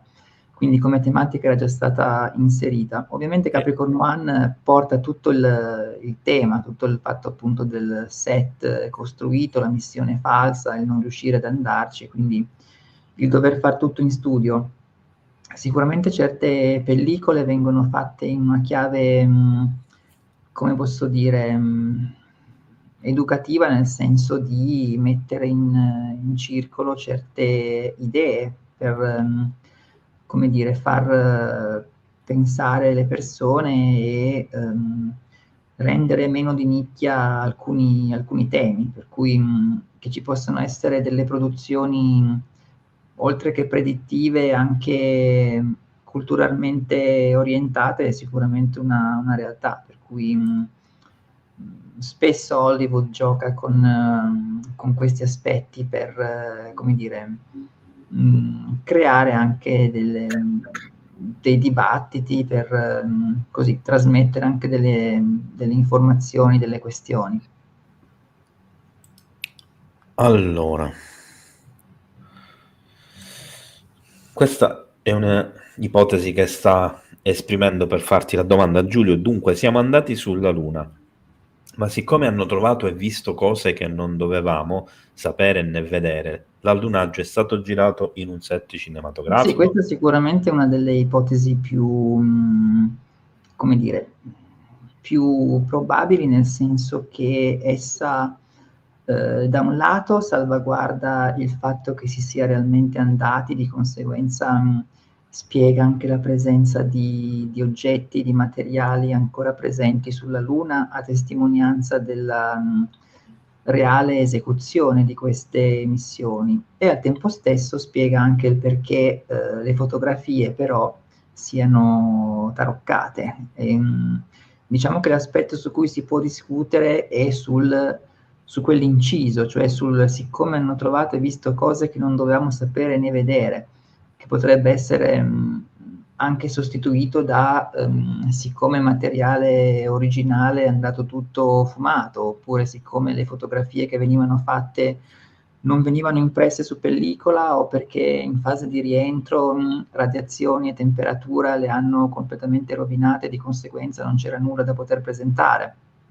Quindi quella parte di inciso lì sul siccome hanno trovato e visto cose che non dovevamo sapere né vedere è discutibile, cioè è lì che è discutibile. Invece sul resto, cioè esserci stati, ma foto scattate in un set, quella secondo me è l'ipotesi più credibile. Poi sul perché non siano state mostrate le foto originali, oppure se siano andate perse, lì il dibattito è aperto, quindi su questo singolo aspetto qua sì.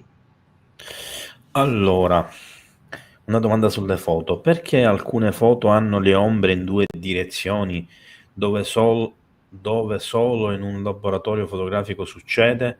Sì, Con qua la luce è tutta la problematica relativa alle presunte molteplici fonti di luce, tematica che, come avevo accennato, è fortemente divisiva perché da un lato appunto c'è una sorta di criterio molto molto stretto da parte di chi afferma che le fotografie siano false, criterio molto stretto nel senso che tutte le volte che all'interno di queste fotografie si notano delle ombre che non sono perfettamente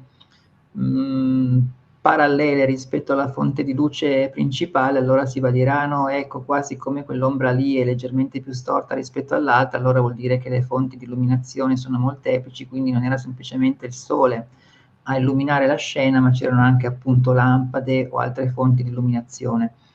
E spesso questa, obiezione qua viene rimandata al mittente, mostrando anche delle foto scattate tranquillamente sulla Terra con la sola illuminazione solare. Ad esempio ci sono spesso delle foto, di balconi con le griglie tipiche dei balconi che, appunto, illuminate dal sole, producono delle ombre che non sono affatto parallele le une con le altre, ma sono una con una certa angolazione, una con un'altra e un'altra con un'altra ancora, al netto del fatto che ovviamente il sole è distantissimo e non è quindi distante a, non so, 5 metri da poter dire: "Ah, ma c'era un lampione che illuminava, di conseguenza siccome il lampione è vicino, ecco che così si spiega il fatto che le ombre non siano parallele le une con le altre", perché se invece il lampione, cioè il sole reale, fosse stato davvero lontano, allora le ombre eran tutte parallele.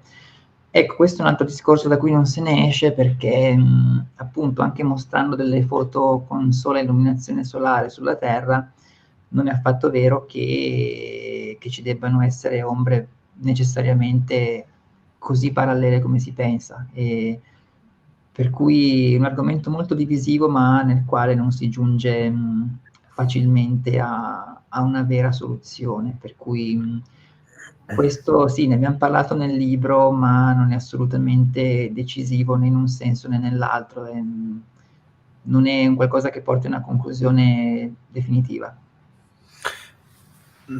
Aggiungo solo due cose, perché io comunque ho fatto all'epoca il liceo artistico, quindi ho studiato le ombre. Esistono diversi tipi di ombre e quindi l'ombra può assumere delle sfaccettature che a volte sono talmente rare che quando le osservi ti sembrano un'anomalia, e tra queste anomalie c'è l'ombra sdoppiata o addirittura triplicata, quadruplicata, eccetera. E ce ne sono anche ombre che vanno in direzioni diverse, eccetera. Lì però è ovvio che, come hai ben detto, non se ne esce più, perché se tu hai una sola fonte di luce, devi capire qual è il motivo per cui le ombre fanno questi strani effetti.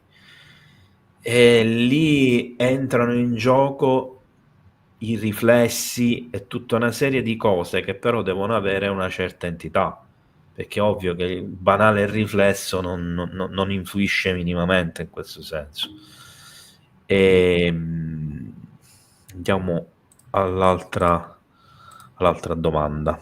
Allora, Mauro Racca ti chiede: perché hanno richiesto la consulenza di Stanley Kubrick, il miglior regista per effetti speciali del periodo senza uso di CGI e computer grafica? Beh, non esisteva ancora la computer grafica.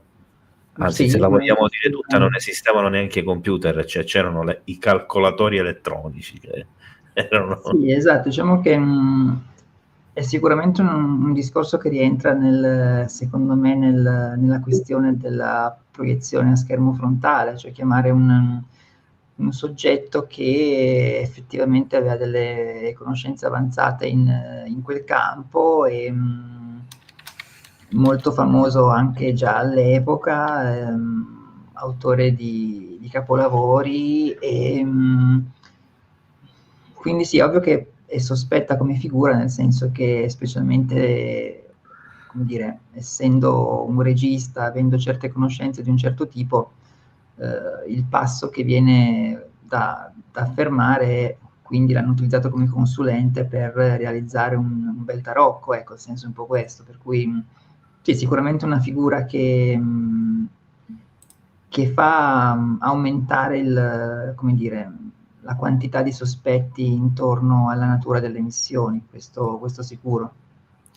Allora, ridevo io, Umberto, perché una utente, la Lica, ti chiede un bel sorriso. Fatto Grazie, la no, domanda- ha fatto proprio questa domanda esplicita, prima di andartene un bel sorriso. assolutamente, no, no, ci facciamo anche 2 risate. Allora, domanda: cosa ne pensate della possibilità di esserci andati dopo il 69, anche di recente, con sonde e rover, piazzando tutto secondo i fatti dichiarati e preparando false prove per visite future? Il Sì, beh, complotto nel quello è complotto. sì, cioè quello è un po' il tema che ho accennato prima, cioè il fatto che l'affermare che la presenza di queste sonde sia un qualcosa di definitivo e conclamante il reale avvenimento delle missioni è un qualcosa che in realtà non dimostra niente, perché comunque appunto ci possono essere missioni meccanizzate che vanno in loco e creano il setting che siamo abituati a vedere nelle varie foto, per cui questa linea interpretativa di dire: ah no, ma hanno trovato questo, questo e quest'altro, di conseguenza ci siamo stati, non è qualcosa di conclusivo, è semplicemente indiziario, ma non è che dimostri che le missioni si siano realmente svolte così, dal momento che tutti quegli attrezzi e quelle attrezzature le puoi tranquillamente portare con missioni meccanizzate, quindi non è un argomento decisivo nemmeno questo. Allora, aspetta che devo ricaricare questa fotografia. perché questa domanda riguarda questa fotografia. Ma guardando la foto dove si vede l'astronauta scende, la porta è chiusa, da dove esce? Allora, non è chiusa, è leggermente socchiusa. Sì, penso che sì, che sia socchiusa, che l'avesse aperta e poi eventualmente anche richiusa e stesse scendendo. Sì, penso Certo, se la qualcosa. chiudeva come nella pubblicità e perdeva le chiavi sarebbe stato il colmo. Esatto, esatto, è un problema, assolutamente. Allora, domanda per Umberto. Secondo te perché non sono più ritornati sulla Luna? Sì, questo è un aspetto che ovviamente da tempo fa sorgere dubbi, perché ovviamente nel momento in cui si è stati tanti anni fa e non si ritorna più, uno si domanda il perché. Sono state sollevate varie ipotesi. La prima è che non si sia mai stati e di conseguenza sia ancora difficile andarci per tutta una serie di questioni tecniche. La seconda è che le missioni possono ben essere avvenute, però tutti quegli avvistamenti siano in realtà stati una sorta di monito da parte di qualcuno che già ci sarebbe sulla Luna, specialmente magari nel lato nascosto di cui non vediamo sostanzialmente nulla, e che abbia posto una sorta di diktat, nel senso di divieto di andarci, oppure ancora bisogna cercare di ottenere la tecnologia giusta per riuscire ad andare, oppure non c'è interesse a tornare perché non ha una portata strategica sufficientemente elevata per investire tutti i soldi necessari per andarci. Quindi i fondi vengono deviati su altri programmi, su altri progetti, e quindi la Luna viene messa in secondo piano e non è più un qualcosa di decisivo per Stati Uniti e Russia. Infatti comunque vediamo missioni di Cina, abbiamo visto missioni dell'India, però ovviamente ancora al momento senza astronauti, ecco. Quindi il discorso può essere questo, può essere, cioè le risposte possono essere molteplici, ecco, non ce n'è una che possa essere più credibile di altre, sono tutte, diciamo, sul piano argomentativo. Allora, credo che si riferisca sempre a questa foto, quindi la ripiazzo nuovamente. Vedendo la foto, la parte dorata a destra, no, quindi non è questa, vediamo se... Sì, allora mi sa che è questa, la parte bassa. Destra prende luce dall'alto. Che fonte di luce c'era in alto a destra? Ed è quella proprio che fa il riflesso di cui dicevo io. E Certo. boh, ma che cosa c'era? Punto interrogativo? Ma in alto a destra, cioè in realtà il sole veniva da quella direzione, cioè il sole viene di fronte rispetto Alla posizione all'astronauta. dell'astronauta. Sì, per cui il sole veniva praticamente da in alto a destra. Sì. E quindi ci potrebbe stare. Anche il riflesso ci Sì. potrebbe stare. Il riflesso è tutto un discorso complesso su quanto rifletta la superficie lunare e sul fatto che, secondo lo studioso che aveva analizzato questa foto qua, quel riflesso con quella forma non è coerente con il fatto che venga prodotto dal terreno, cioè il terreno non produrrebbe un riflesso di quel tipo. Secondo questo analista, quel tipo di riflesso è prodotto da una lampada, da una fonte di luce ulteriore e non semplicemente dal lucore del terreno, ecco, il senso era un po' questo. Però c'è sempre lo stesso problema di prima, insomma, che il riflesso è localizzato solo in quel punto, potrebbe essere un riflesso interno all'obiettivo. Io Sì, sono, certo, sono sì, questa è una questione abbastanza, sempre aperta. sono abbastanza convinto di questo. Allora, domanda, questa aspetta che la chiudo. Dichiara: il fatto di aver fatto anche le foto in studio può far pensare che i governi statunitensi sapessero già in precedenza di potenziali forme extraterrestri sulla Ma Luna? io penso che fare le foto in studio fosse innanzitutto una forma precauzionale, nel senso di dire, dovesse andare male, la missione, ma poi sotto varie gradazioni di andare male, nel senso che proprio non si riuscisse a fare, quindi rimanessero semplicemente in orbita e tornassero indietro, affermando di esserci stati e mostrando quindi il materiale fasullo. Oppure andarci realmente, ma le foto rovinarsi per temperatura, radiazioni, illuminazione, cose di questo tipo, e di conseguenza nuovamente aver bisogno di mostrare delle foto e quindi farle appunto in studio. E per cui sì, i motivi possono essere tanti, come anche l'eventuale presenza di, come posso chiamarle, installazioni non terrestri, anche questa è una possibilità, diciamo, di scuola, per cui sono talmente tante le possibilità per aver necessità di materiale fotografico pronto e realizzato in studio che è difficile poter propendere in una direzione o in un'altra, quindi il dubbio sul perché resta aperto, di fronte però alla certezza che esistessero realmente delle fotografie fatte in studio, questo è acclarato. Allora, un secondo solo che do un ok.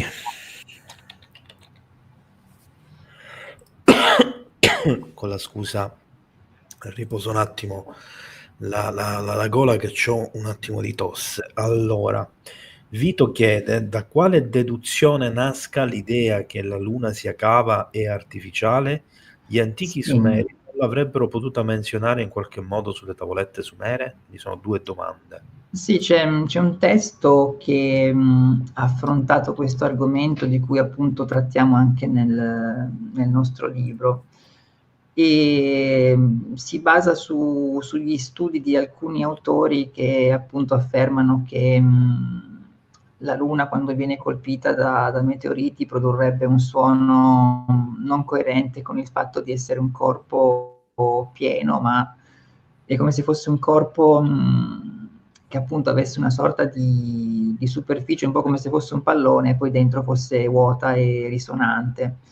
Ci sono teorie anche appunto su questa cosa dell'artificialità, anche perché alcuni affermano che il fatto che la Luna mostri sempre la stessa faccia sia un qualcosa di fortemente inusuale, nel senso che si è andati quindi a ipotizzare che sia stata sostanzialmente settata e impostata per mostrare sempre la stessa faccia. Quando però se si esaminano anche altri pianeti e i loro rispettivi satelliti, non è così inusuale il fatto che il satellite di un pianeta, per una serie di motivazioni astronomiche e di come sia stato acquisito il satellite, come si sia creato, effettivamente mostri sempre la stessa faccia. Cioè non è un qualcosa che riguardi esclusivamente la Luna rispetto alla Terra, di conseguenza questa presunta artificialità dimostrata come dire, dal fatto che presenti sempre la medesima faccia non è un qualcosa di così eclatante, anche perché appunto esiste anche su altri pianeti con altri satelliti. Il discorso dei Sumeri, la domanda non mi è chiarissima. Gli antichi sumeri non l'avrebbero potuta menzionare in qualche modo sulle tavolette sumere? Nel senso, suppongo, nel senso che visto che loro erano a conoscenza già della composizione del sistema solare, l'avrebbero menzionata se fosse stato così. E invece i Sumeri non menzionano la Luna. Io mi ricordo di sì, in realtà. Sì, Però qua cioè, fa riferimento alla luna cava. A me non risulta che i Sumeri non facciano menzione della Luna. Appunto. E quindi in quel senso che la domanda è difficile secondo me. Cioè, nelle sue premesse c'è qualcosa che non mi convince. Cioè, a me risulta che i Sumeri menzionassero come la Luna. Cioè, forse addirittura come pianeta. Sì, potenzialmente possono aver sbagliato il tipo di identificazione, ma sicuramente mi risulta che ne parlassero, ecco, che non fosse quindi un corpo celeste non conosciuto in quanto non osservato e non visto, ecco, per cui su quello sì, forse va chiarita eventualmente la domanda.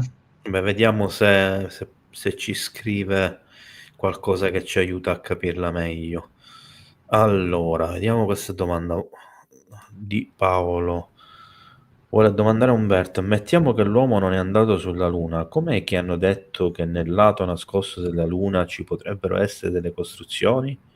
Da chi sono state fatte? Vabbè, insomma, Ma allora, la prima parte, uno può anche non essere andato sulla Luna, ma aver mandato delle missioni sul lato nascosto e aver fatto delle riprese, per cui non vedo una problematica tecnica nel dire non siamo andati sulla Luna e però abbiamo visto il lato nascosto.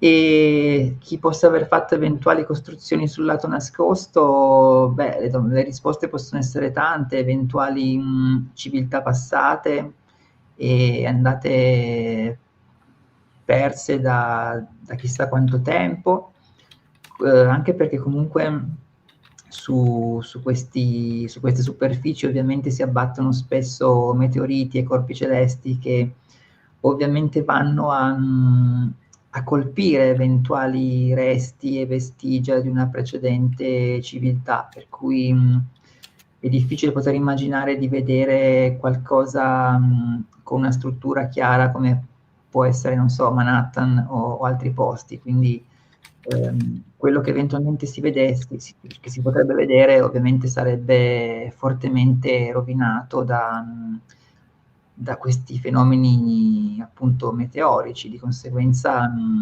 però appunto da chi sono state fatte, sì, precedenti civiltà oppure eventualmente anche da civiltà attuali che potessero ancora stare lì, però è un campo fortemente teorico e speculativo dove è sostanzialmente impossibile esprimersi con il benché minimo grado di, non dico di certezza, ma anche di probabilità, per cui è tutto da vedere ancora, ecco. allora ti faccio un'ultima domanda, poi ti lascio andare, anche perché ce ne sono una marea di domande e risponderò poi io con calma. Allora, come si spiega il mistero della foto della bandiera americana che sembra muoversi come se fosse al vento? Sì, il discorso della bandiera è in effetti complesso perché esistono delle sequenze fotografiche che in effetti mostrano un movimento della bandiera come se fosse al vento, oppure anche alcune foto che mostrano questa bandiera poco coerente con il poter davvero essere in assenza di atmosfera e in presenza di gravità ridotta come sulla Luna. Anche lì appunto avevo letto varie analisi, ma nuovamente è un campo in cui difficilmente se ne esce con risposte in un senso o nell'altro, anche perché ci vorrebbe una controprova derivante da realizzare qualcosa di simile in un contesto paragonabile, quindi assenza di atmosfera e gravità ridotta. Per cui sì, le osservazioni che vengono fatte si muovono su basi assolutamente speculative, nel senso di dire: ah, ma se la gravità è ridotta e se non c'è l'atmosfera, allora dovrebbe comportarsi in questa maniera, se invece si comporta così dovrebbe essere cosà. Tutto molto discutibile e in fin dei conti prova molto poco. Ed è talmente aperto il dibattito su questo ambito qui che non porta purtroppo a nessuna posizione sicura. Allora Umberto, io ti ringrazio sia per la Rispondo solo a disponibilità un'ultima che... domanda interessante che avevo letto. Avevo letto una domanda Dimmi, interessante dimmi qual scorrendo è che la metto in sovraimpressione. su tecnologia tedesca, seconda guerra mondiale e Chi, se chi- chi- potevano andare sulla Luna. Era Dimmi qualcuno che... chi l'ha scritta? Non me la ricordo, l'avevo solo letta così durante la trasmissione. Però per rispondere, allora, che sicuramente la tecnologia aeronautica tedesca fosse molto avanzata, assolutamente sì, sia a livello velivoli effettivamente portati in combattimento, sia ancor più a livello di prototipi, alcuni realizzati davvero, altri rimasti su carta. A tal proposito, mi ricordo di aver letto dell'esistenza di un prototipo rimasto su carta che dovesse avere delle prestazioni molto, molto avanzate e che potesse appunto anche andare nello spazio, però era assolutamente un qualcosa di teorico, anche perché c'erano problemi e questioni molto più urgenti che ipotizzare di andare sulla Luna, di conseguenza era assolutamente rimasto solo così, lettera morta, nel senso prototipo fortemente teorico ad ampio respiro ovviamente per, come dire, portare un po' più in là le ricerche, portare, come dire, cioè per cercare di andare anche sulla Luna, quindi sicuramente a livello di teorizzazione c'era anche questo, però a livello poi di sbocco pratico, quindi con un prototipo reale, non mi risulta, non risulta da nessuna testimonianza dell'epoca, neanche a livello di voci di corridoio, ecco, per cui no, non è un qualcosa che sia stato realizzato.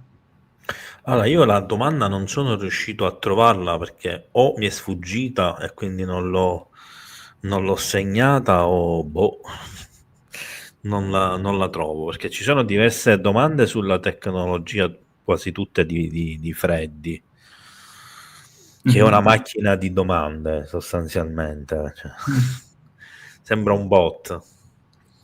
E... c'è il tempo per un'altra domanda? Ma certo. Ah, eccola, l'ho trovata, questa era.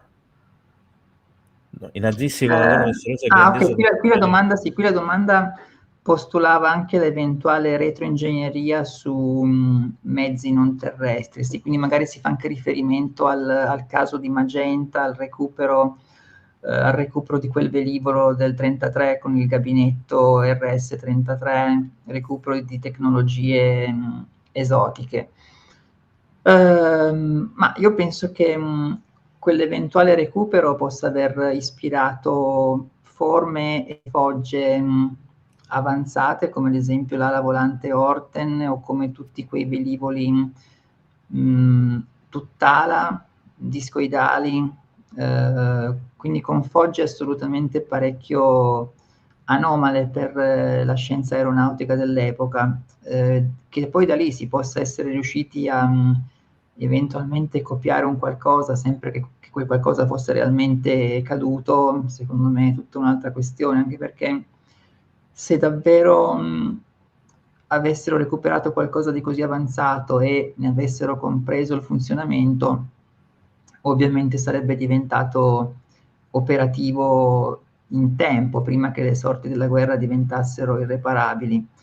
E di conseguenza io credo che al limite ci siano stati fatti dei prototipi, ma non si sia andati oltre rispetto a quella fase lì, per cui fine 44, inizio 45, poi si apre anche tutto il filone ovviamente di aver portato tanto materiale in Antartide, per cui lì si apre anche ovviamente un qualcosa di cui abbiamo parlato in una precedente puntata, quindi tutto il discorso della tecnologia portata con gli U-Boot tra Argentina, Cile e Antartide, per cui sì, quella è un'altra pagina ulteriore, ecco. Un'ultima domanda, poi stavolta ti lascio andare veramente. Allora, domanda di Vito, che visto che poco fa mezza domanda non era diciamo ben comprensibile, ma quale registrazione presa dal radioamatore nel periodo dell'allunaggio che ricevette in lingua di trasmissione in lingua russa è vera? Ma a me il discorso russo è relativo a un po' prima, quindi a quelle trasmissioni che avevo citato dei fratelli Yudica Cordiglia, che avevano sentito le voci degli astronauti russi che ufficialmente non dovevano essere in orbita perché ufficialmente si facevano esperimenti solo su animali, essendo una fase ancora molto anticipata rispetto poi alle missioni successive. che invece ci fosse una voce russa nel corso dell'allunaggio Apollo 11 non mi risulta, questo non l'avevo mai sentito. No, nemmeno io, completamente. Tra l'altro, mi ricordo terrificanti le registrazioni in cui vengono sentite le voci degli astronauti, dell'astronauta donna, per esempio, mentre brucia viva dentro la capsula. Tremende. Sono terribili quegli audio. Va bene, Umberto, io ti ringrazio per la tua Grazie mille Gabriele e grazie a tutti gli ascoltatori. Un abbraccio, buona Grazie mille, alla serata, prossima. buonanotte. Ciao, grazie. Ciao, ciao. Allora, inizio con una domanda che avevo tralasciato perché è completamente fuori tema, di Paola, che chiedeva quale sarebbe il significato particolare di questa ondata di UFO. Allora, premessa che, cara Paola, a saperlo dovrei averlo saputo direttamente da un alieno, perché diciamo che solo attraverso la loro conoscenza si può sapere qual è la loro motivazione. Detto questo, anche in modo un po' ironico, in realtà però siamo davanti a un flap dove i plasmoidi sono solo una alta percentuale di questi avvistamenti UFO. Ci sono appunto le sfere di luce, i cosiddetti orbs, ci sono i droni, ma ci sono anche una serie di altri oggetti volanti non identificati, associabili a sua volta ipoteticamente a diverse razze. Questo per me significa fondamentalmente che appunto non c'è una sola intenzione, a meno che non appartengono tutti ad un unico gruppo, ma non credo. Quindi posso solo presupporre che lì in mezzo alcuni abbiano intenzioni come di, per esempio, studiarci, monitorarci, comprenderci, interagire magari, quindi in un futuro, dopo aver capito come ragioniamo, quali rischi ci sono, che tipo di razza siamo, se conviene farlo, con quale metodologia e via discorrendo. Di altri è impossibile stabilirlo, di quelli che starebbero studiando meticolosamente obiettivi sensibili, il dubbio lecito è che possano avere delle intenzioni ostili o considerabili tali. Ricordatevi sempre, quando vi ho spiegato dell'ostilità, che non significa malvagità, non significa essere guerrafondai, non significa essere invasori e via discorrendo. I materiali che sono sulla Terra sono in grado di schermare od attenuare le radiazioni presenti fuori atmosfera ed il campo elettromagnetico della Terra, proteggendo gli astronauti? Allora, i materiali uniti alla loro lavorazione e allo spessore possono essere sufficienti a schermare la stragrande maggioranza delle radiazioni. E ovviamente stiamo parlando di radiazioni entro certi limiti e stiamo parlando di comunque sostare all'interno di zone dove ci sono le radiazioni più forti per periodi brevissimi. E mi viene di spiegare una cosa. Quando parliamo di fasce di Van Allen, ci sono molte cose che vengono dette che appunto non sono propriamente, come posso dire, come vengono descritte dai più. Allora, cerco un attimo intanto una cosa sul canale, così ve la faccio vedere direttamente. Allora, non vi faccio vedere ovviamente il video, ma ve lo mostro un momento. Questa intanto la chiudo. Condividi schermo, eccolo qua. Allora, qua c'è la pubblicità, facciamola andare un secondo, se no. Allora, qua ci sono io un po' più in carne. Vedete, missioni lunari e fasce di Van Allen. Si può andare sulla Luna. In questo video, per quasi 23 minuti, vi spiego perché si possono attraversare le fasce di Van Allen, scientificamente parlando, tecnicamente parlando, e come hanno fatto le missioni Apollo ad aggirare la parte più pericolosa a livello di radiazioni, sostando il meno possibile all'interno della fascia di Van Allen, nelle zone meno ricche di particelle radioattive, eccetera eccetera. Questa è la copertina che trovate nel video che vi consiglio di vedere. Non è l'unico che ho fatto sulla Luna, dove spiego alcune cose importanti. Allora, domanda di Chiara. In un filmato delle ultime missioni Apollo si fa vedere una sorta di aliena soprannominata la Monna Lisa. Cosa ne pensi al riguardo?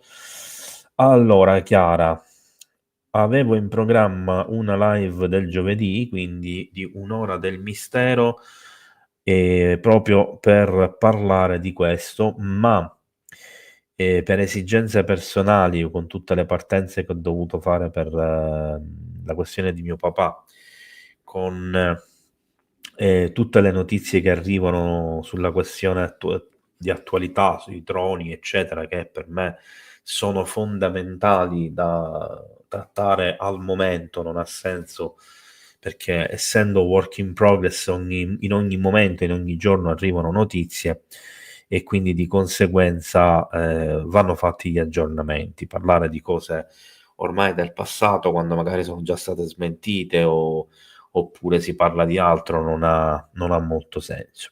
Quindi la rifarò, quindi dedicherò un'intera puntata alla missione dell'Apollo 20, il ritrovamento dell'astronave distrutta antica di 1 milione di anni, dei due oggetti volanti non identificati con i 2 corpi all'interno e dell'aliena Monna Lisa recuperata.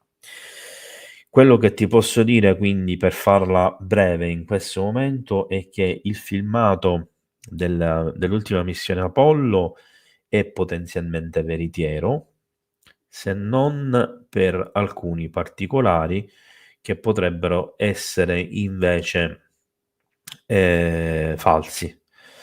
Ma a tal fine, siccome non ho in questo momento il materiale da mostrarvi, e per correttezza a me piace lavorare in questo modo, quindi rimando a quando organizzerò nuovamente la live streaming sull'argomento, per farvi vedere cosa secondo me è vero, cosa secondo me è falso, con prove alla mano, cosa è stato falsificato di proposito per sminuire tutto il resto, e quindi darvi delle risposte più significative, più realistiche e verosimili rispetto a quello che sappiamo.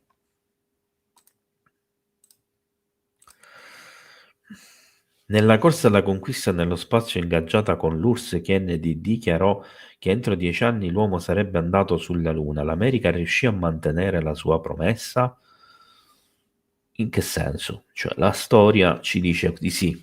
La storia ci dice che vinsero la corsa allo spazio e che di conseguenza arrivarono per primi. Quindi sì, Kennedy mantenne la promessa, anche se non ebbe modo poi di vedere la conclusione del programma. Sarebbero attendibili i contenuti presenti in un documentario secondo cui il regista Kubrick avrebbe montato il film di un presunto atterraggio sulla Luna, oppure è un falso. Allora, non vedendo il video non posso sapere a quale video stai riferimento, perché stai facendo riferimento, perché ce n'è più di uno. Se è quello che penso che circola in rete su TikTok in particolar modo, è un documentario che è stato realizzato con un attore, lo diceva prima pure Umberto, anche se non so se faceva riferimento proprio a questo di qua. E sulla questione di Kubrick ci sono comunque tante situazioni ambigue, tante cose che vengono dette e date per scontato che in realtà non lo sono, e tante cose che vengono date come certezze, dette da, fatte da, eccetera, ma poi andando a verificare non è vero né l'uno né nell'altro. Quindi andiamo con i piedi di piombo in queste situazioni. La presunta missione Apollo 20 in collaborazione fra USA e URSS con il recupero di una mummia aliena da un'astronave precipitata sulla Luna sarebbe avvenuta veramente? Secondo me sì. Facciamo sempre riferimento all'Apollo 20 e all'aliena Mona Lisa. Secondo me è avvenuta, ma quella che si vede nei video non è il corpo reale. Le macchine fotografiche con l'obiettivo tedesco Zeiss Biogon 60 mm f5.6 sarebbero state in grado di superare lo spalzo termico presente sulla Luna fra ombra e luce? In via teorica sì, grazie alle protezioni che ho detto prima erano state costruite intorno, placche di acciaio piombato, eccetera eccetera. Pesavano circa 30 kg le macchine fotografiche in toto, ma non credo, questo l'avevo già detto prima, che abbiano funzionato le schermature esattamente come dovevano. La macchina fotografica resta ad alte e basse temperature, il rullino rovinato anche dalle particelle dello spazio delle radiazioni. Certamente sì, infatti nonostante le protezioni le fotografie sono venute tutte di scarsa qualità proprio per colpa dei vari elementi. Perché la macchina fotografica nelle foto non è stata in grado di catturare la luce dei corpi celesti quando nel nostro satellite la visione se ne mozzafiato senza atmosfera? Ecco, questa per me è la domanda principale, che la cosa in assoluto che può essere contestata più di ogni altra quando si parla di foto spaziali, non solo della Luna, foto spaziali. Quello che posso rispondere è quello che viene detto ufficialmente, cioè che quando il Sole è in una posizione frontale, o comunque per frontale non si intende diretto, ma anche in una posizione in cui i raggi solari penetrano direttamente dentro l'obiettivo delle macchine da presa, delle macchine fotografiche, questa luce che entra nell'obiettivo impedisce di catturare la luce fievole delle stelle in questo sfondo oscuro. Per la stessa motivazione esisterebbero delle fotografie e esisterebbero dei video anche della Stazione Spaziale Internazionale dove si vedrebbero alcune fonti luminose, alcune stelle, poiché sono state girate in direzione opposta alla luce solare. Più di questo, la foto a bassa risoluzione come c'erano all'epoca erano più facili da contraffare rispetto a quelle HD? Nì.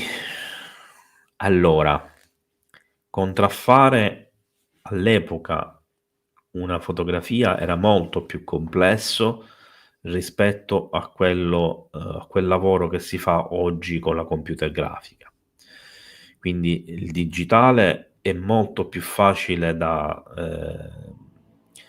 contraffare, eccetera. Però esistevano delle tecniche che permettevano di contraffare le fotografie in quasi tempo reale, e non dobbiamo dimenticare che le fotografie che venivano scattate sulla Luna prima di essere inviate a Houston per essere visualizzate venivano girate praticamente ad un'altra struttura della NASA, adesso non mi ricordo come si chiama, che aveva lo scopo preciso di censurare le fotografie, di diciamo cancellare alcuni particolari e di non inviare le fotografie eventualmente compromettenti.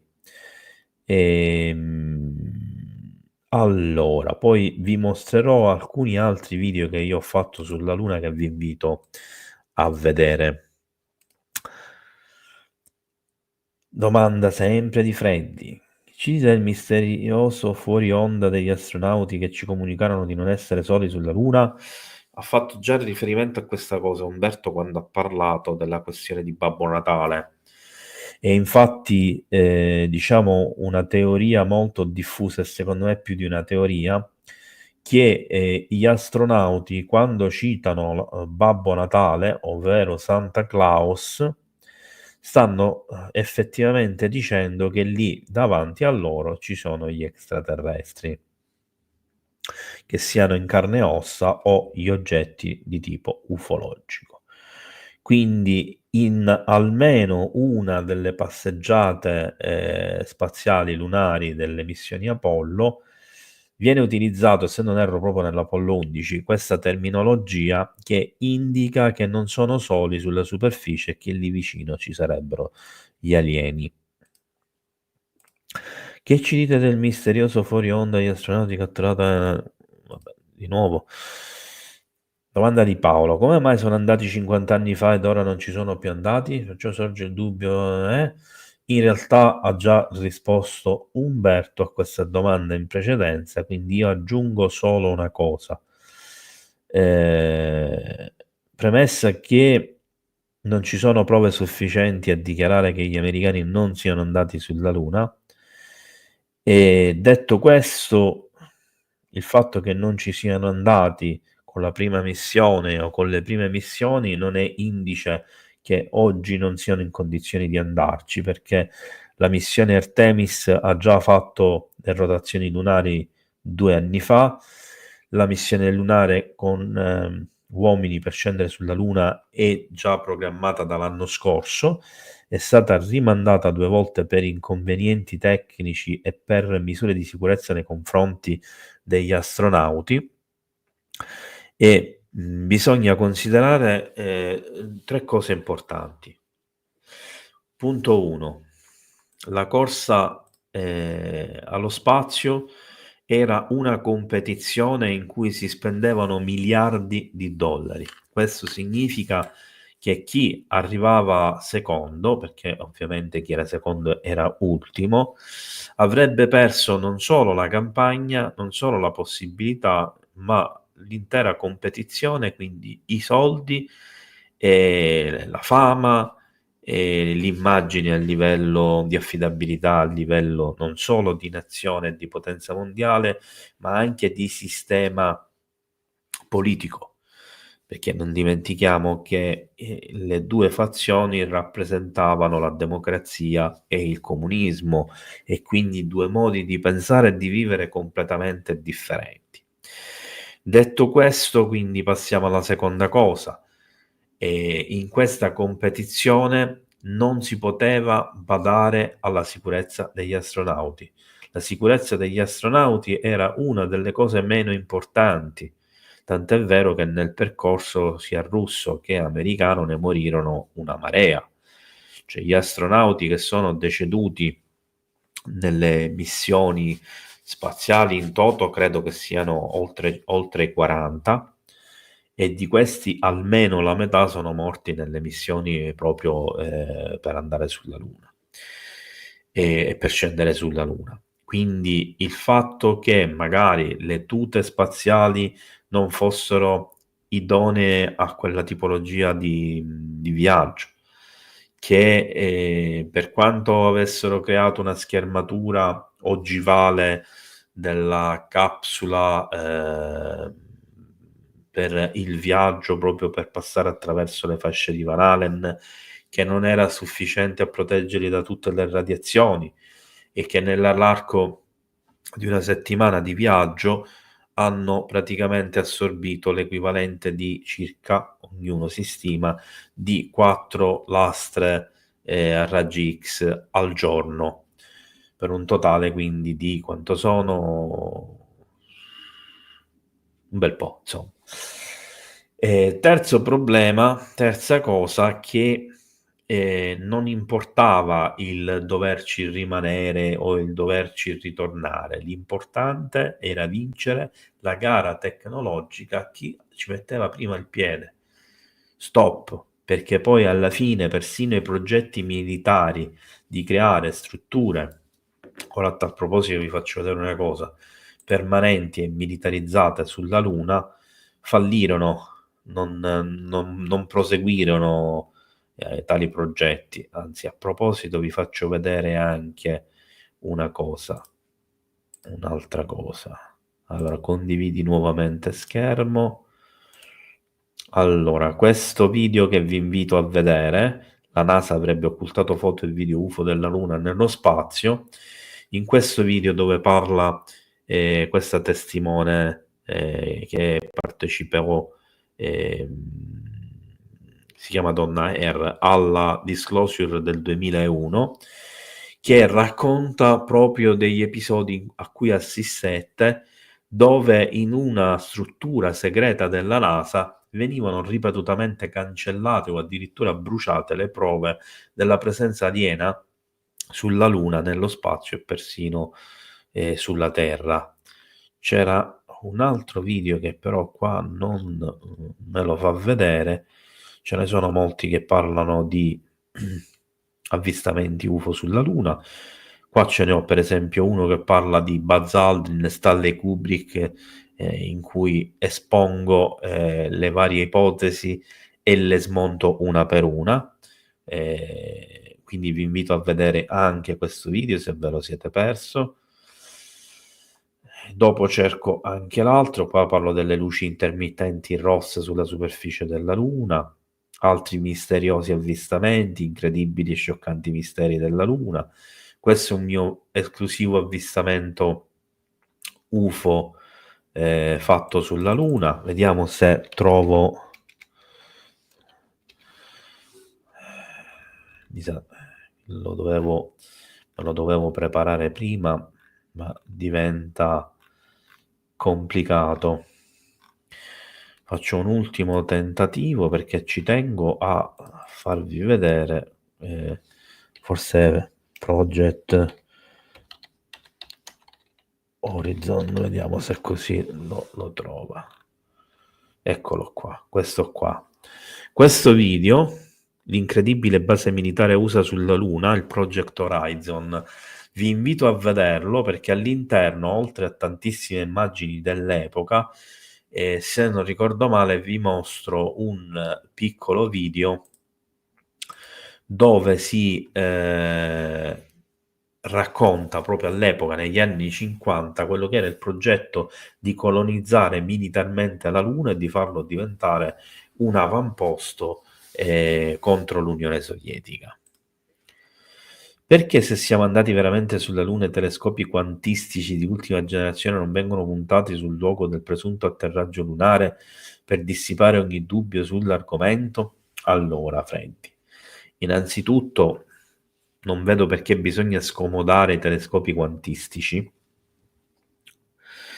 Allora, i telescopi vengono normalmente puntati sulla Luna, quindi sfasiamo questo mito. Punto primo. E tantissimi astronomi amatoriali hanno individuato e fotografato i luoghi di atterraggio delle missioni Apollo. Secondo mito da sfatare, che non esistono foto degli allunaggi. Terza cosa, molte sonde di molte nazioni, lo dicevo prima, tra cui le ultime ad altissima definizione della sonda, mi pare Chandrayaan, quella indiana, non credo di averlo pronunziato giusto, hanno scattato foto di tutti i siti di atterraggio lunari, confermando che effettivamente gli americani sono scesi nei vari siti e che i LEM e i mezzi sono ancora presenti là dove risultavano essere presenti. Altra cosa che va sfatata è il fatto che i grandi telescopi spaziali non possono essere puntati sulla Luna perché altrimenti scoprirebbero la verità che non ci siamo stati. Allora, i telescopi sono di 3 tipologie, quindi anche i telescopi spaziali sono basati sulla tecnologia dei telescopi terrestri. Parliamo di telescopi ottici. Nel momento in cui un telescopio viene progettato, può essere progettato per vedere nella breve distanza, ovviamente parliamo sempre di cifre astronomiche, media distanza, lunga distanza. Per intenderci, i telescopi che vedono più lontani sono quelli lunghi, classici. Io adesso non ricordo esattamente, non tratto più questi argomenti da un po' di anni, non ricordo esattamente come si chiamano le varie tipologie di telescopi, proprio hanno un nome specifico.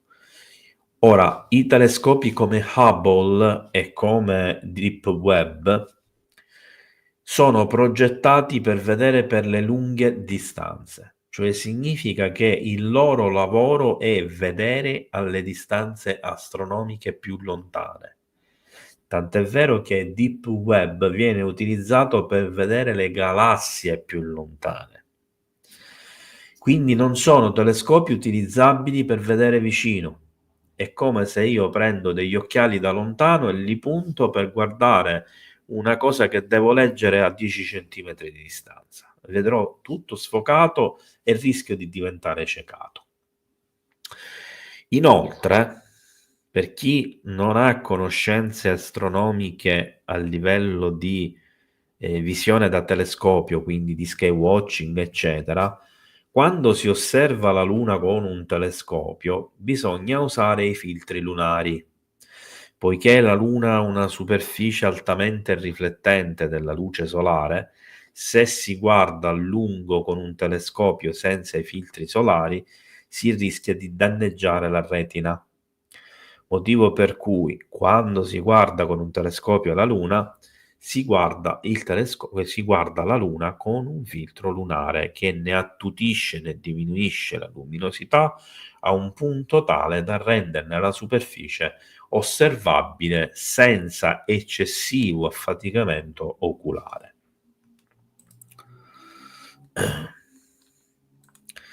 Intanto do lo stop alle domande e devo vedere un attimo se ne avete nel frattempo caricate qualcun'altra, perché io avevo dato lo stop alle domande un bel po' di tempo fa, ma qualcuno aveva continuato a pubblicarne.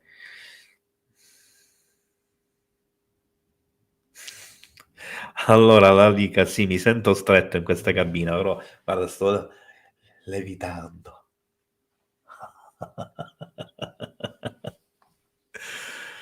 Allora,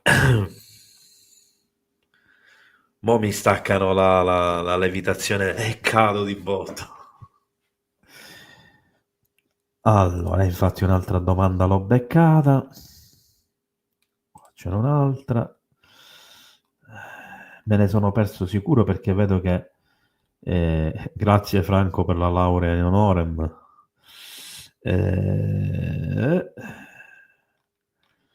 Ci sono quasi 200 messaggi che... Ok, questa me la segno.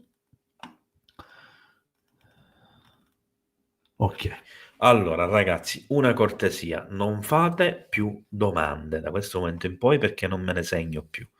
Quelle che ci sono rispondo, perché non riesco a vedere in contemporanea la chat, segnare le cose, parlare, rispondere e via discorrendo. Allora questo lo dovevo cancellare. Chiedo se è vera quella registrazione audio presa da un radioamatore da una voce femminile russa in linea con una base russa. Si pensa che prendesse fuoco dal dialogo. Sì, ho risposto indirettamente prima, Vito. È assolutamente vera quella registrazione, terrificante. Si sente l'astronauta praticamente che mentre sta parlando comincia a sentire forte caldo e poi improvvisamente le fiamme avvolgono la capsula, entrano dentro e brucia viva. È una cosa terrificante, tremenda, proprio straziante. Domanda di Arianna: perché come oggi non trovano le tute giuste ma all'epoca ci sono state? Allora Arianna, ho risposto parzialmente prima. All'epoca c'erano le tute ma non proteggevano dalle radiazioni. Erano fatte per proteggere dal caldo e dal freddo, cioè dalle escursioni termiche. Ora io ribatterò nuovamente su un tasto, poi qualche giorno magari vi faccio vedere un po' di foto anche per farvi capire quello di cui sto parlando, ma purtroppo non ce le ho a portata di mano. Quando sono stato alla mostra della Cosmos, ma anche in altre occasioni in cui sono stato per esempio al Museo dell'Aeronautica e dell'Aerospazio, al Museo dell'Esplorazione Spaziale, eccetera, in diversi posti, ho avuto modo e possibilità di vedere molte decine di tute spaziali, alcune non usate, altre usate, di varie epoche, sia struttura esterna che struttura interna. Quando noi guardiamo una tuta spaziale, non dobbiamo vedere quello che c'è fuori, perché quello che c'è fuori sembra un vestito gonfio molto spesso con delle protezioni di gomma. Le tute spaziali sono composte da diversi strati, all'interno dei quali ci sono degli strati di metallo, infatti pesano un botto, protettivi.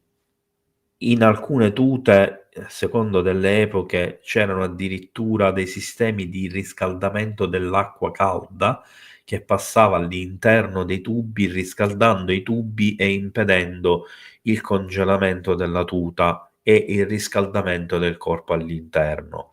In altre tute poi hanno elaborato un sistema analogo, ma con dei cavi che venivano riscaldati da energia elettrica e via discorrendo. Ci sono tutta una serie di cose che noi non possiamo neanche immaginare se non siamo a conoscenza degli schemi interni di un apparato tecnologico, come può essere una tuta, che a noi ci sembra un capo di abbigliamento, in realtà è un apparato tecnologico.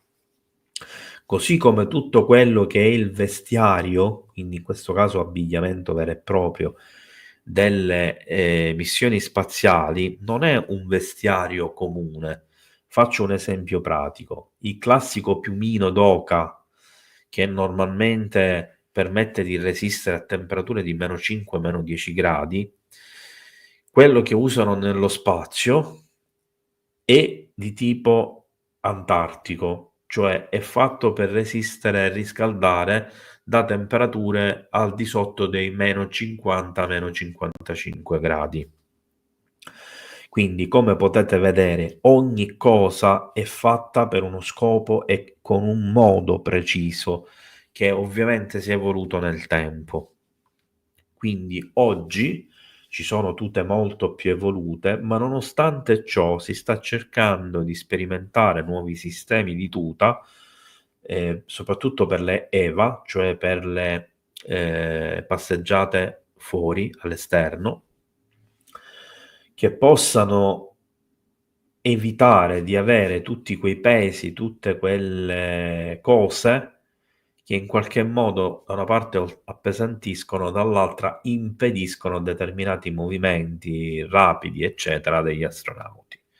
E infatti in una delle ultime missioni spaziali, privata tra l'altro, sono state provate le nuove tute senza tutto quello scafandro che noi conosciamo, ma hanno un piccolo difetto: devono essere collegate tramite un tubo di respirazione, esattamente come avviene per i palombari nelle immersioni, ha un aggeggio che gli fornisce ossigeno e il portellone rimane aperto. Questo significa che non si ha una tenuta stagna, quindi si disperde ogni volta l'ossigeno, si deve ripristinare, e quindi tutti gli altri membri dell'equipaggio devono indossare le tute pressurizzate perché altrimenti morirebbero. Quindi, come potete vedere, ci sono degli ostacoli che all'epoca non interessava affrontare, perché dovevano arrivare là, poi che ci arrivassero e si ammalassero era un problema secondario. La missione Apollo 20 di cosa... Domanda, nella missione Apollo 20 di che cosa parliamo? Allora, allora Mauro, quando parliamo della missione dell'Apollo 20 parliamo di intanto la prima missione storica che sarebbe stata condotta un equipaggio congiunto e due, chiamiamole astronavi, una sovietica e una statunitense, che avrebbero lavorato insieme per uno scopo comune, ovvero quello di recuperare tecnologia aliena sulla superficie lunare. Perché durante l'atterraggio dell'EM, non YAM, YAM sembra, ehi vai io, YAM va, il LEM, modulo di atterraggio, con i razzi accesi, non c'è un filo di polvere lunare sui tre piedi da nessuna parte. Queste cose sono state spiegate 1 milione di volte dai tecnici e 1 milione di volte si devono continuare a spiegare. Punto primo, la gravità lunare è differente dalla gravità terrestre. Punto secondo, i razzi propulsori dell'EM utilizzavano un tipo di carburante che ha un sistema particolare che quando brucia non fa la fiamma gialla, fa una fiamma bianco trasparente che sulla superficie lunare diventava ancora più trasparente, quindi non si vedeva la propulsione accesa. Il vento non era sufficiente a far volare le polveri più grosse generato, in quanto il mantello superficiale della Luna, che è formato principalmente da regolite, la regolite al contatto con il calore tende a solidificarsi. Questo significa che non è più polvere, ma un ammasso di polvere in blocco unico. Man mano questa viene scalfita ed erosa e comincia a volare, però ha un effetto molto ridotto sia per una questione di gravità, sia per una questione di spinta della propulsione, sia per una questione di quantità di polvere realmente staccatasi dal suolo lunare.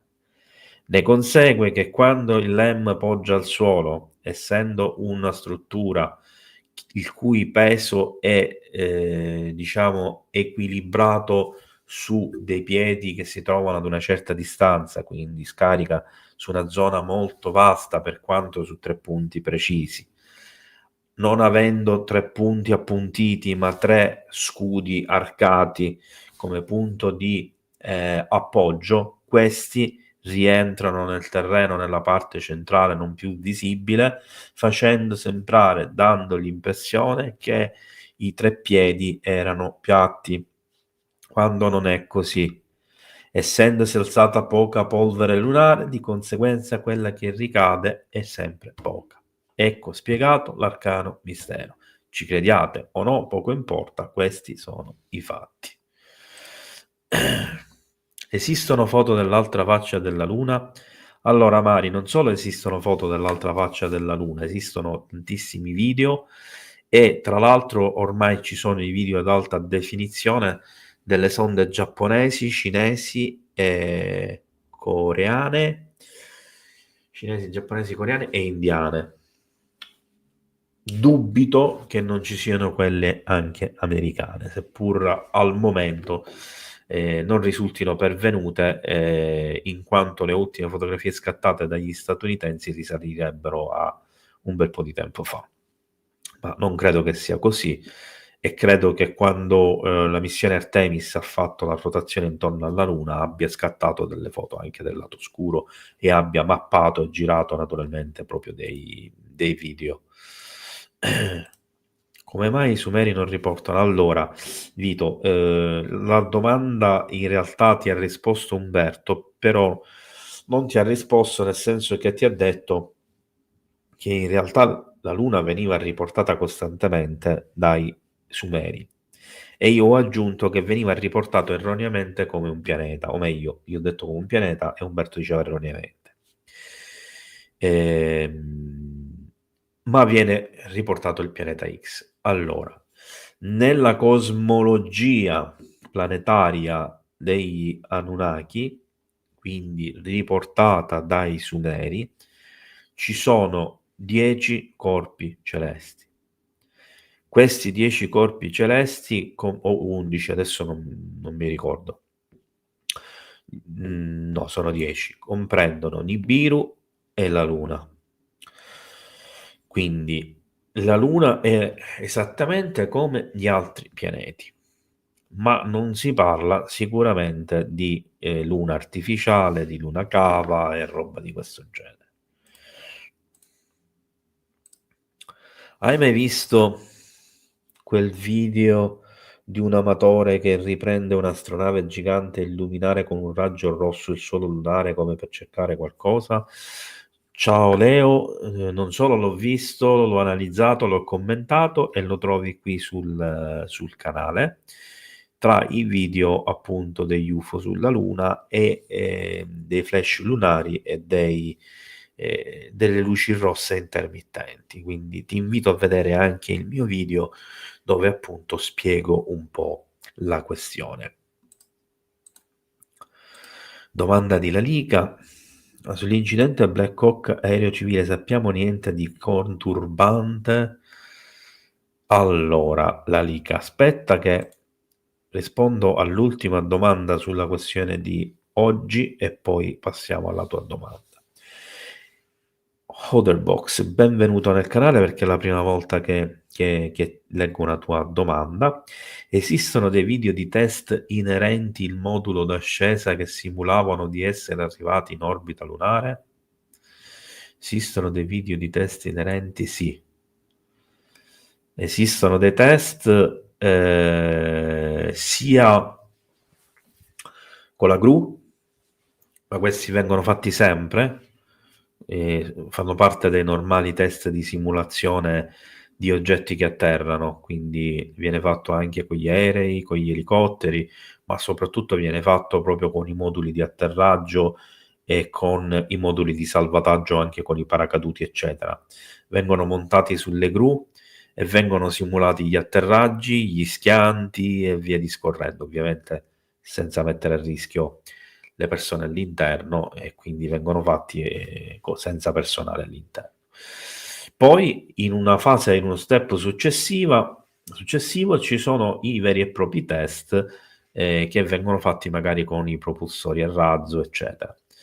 Per comprendere come si svolgono queste fasi vi invito a vedere una serie televisiva, la prima stagione di una serie televisiva che in questo momento ora non mi ricordo come si chiama, che trovate commentata la trama in tutti e 4 gli episodi, 4 stagioni, sull'altro mio canale a cui vi invito a iscrivervi e in cui recensisco le serie TV, i film di fantascienza eccetera.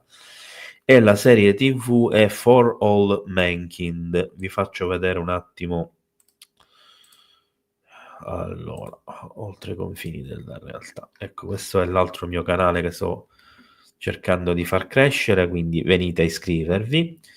Questo è For All Mankind, c'è la 1, 2, 3 e 4, qua c'è il 2, ci sono anche qua c'è il 4, qua c'è il 3.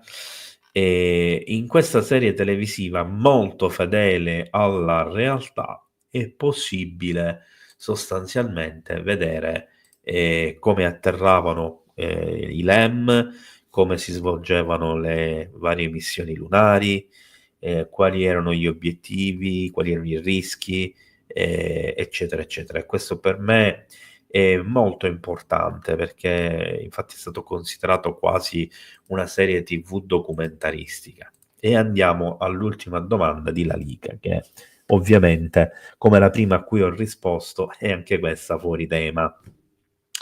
Ma comprendo questa curiosità. Sull'incidente Black Hawk aereo civile sappiamo niente di conturbante? Allora, ieri pomeriggio io stavo per fare una live straordinaria, poi ho deciso di fare un video in edizione straordinaria registrato e dopo che l'ho registrato quasi 30 minuti di video ho deciso di cancellarlo in attesa di nuove informazioni. Questo perché è una vicenda così strana, così occulta, tra virgolette, e così ambigua e così piena di sfaccettature che emergono piano piano, soprattutto per vie traverse, un po' come la situazione dei droni, un po' come la situazione del Miami Mall, delineando sempre di più la possibilità che non si tratti di un incidente, ma di un fatto voluto. Il problema è andare a capire le motivazioni di questo fatto voluto e soprattutto le modalità, perché è ovvio che 3 militari, di cui 2 piloti, non si sarebbero andati a schiantare contro un aereo di linea volontariamente, così come è chiaro che i piloti degli elicotteri avrebbero potuto scansare in diversi modi l'aereo, perché vi ricordo che l'elicottero può fermarsi in aria, vi ricordo che l'elicottero può salire e scendere di quota improvvisamente e quindi ha 3 strumenti idonei, e questo lo ha detto anche Donald Trump, 3 strumenti idonei per evitare la collisione, cosa che ovviamente l'aereo non poteva fare. Invece l'elicottero tira dritto e si va a schiantare. E la seconda cosa misterica è la nomenclatura con cui è etichettato il volo dell'elicottero, che indica che l'elicottero era in missione speciale, dove per missione speciale significa trasporto di qualcosa o qualcuno di importante.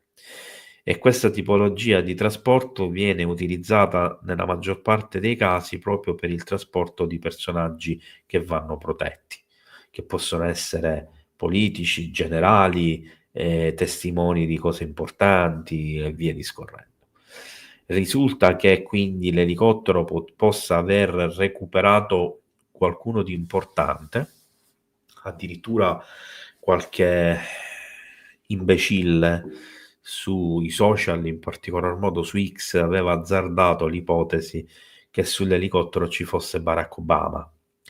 Ovviamente una notizia assolutamente infondata. E poi sono stati fatti altri nomi di personaggi che sinceramente probabilmente riconoscono solo negli Stati Uniti.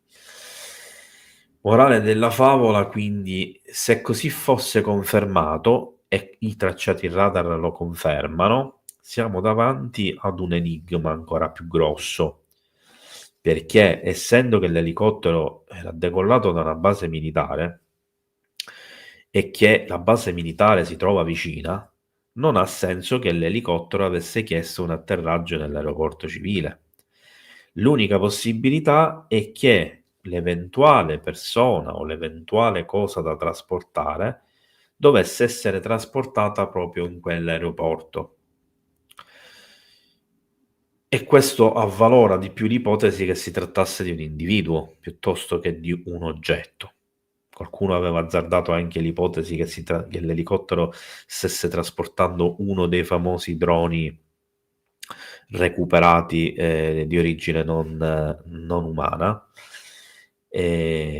Morale della favola, quindi, la sigla, la nomenclatura del trasporto indica che l'elicottero aveva praticamente la possibilità di chiedere alla torre di controllo di fare un atterraggio urgente e aveva la priorità su tutto. Cioè significa che nel momento in cui sarebbe stata fatta questa comunicazione, gli aerei in fase di atterraggio sarebbero stati messi in stand-by a tempo indeterminato e avrebbero cominciato a volare intorno all'aeroporto, intorno alla zona, ognuno ad una quota differente, eccetera, eccetera, fino al totale compimento della missione.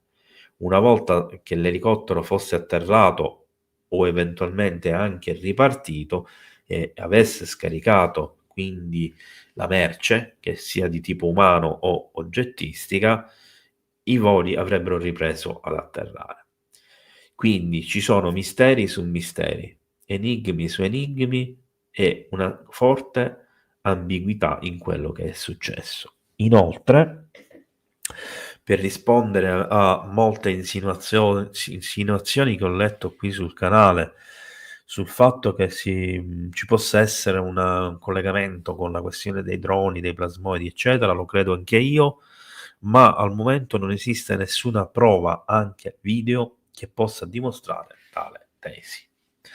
Spero quindi di averti risposto, Lanica, di essere stato chiaro un po' con tutti. Io comincio a essere un po' stanco, tra l'altro mi bruciano gli occhi da impazzire.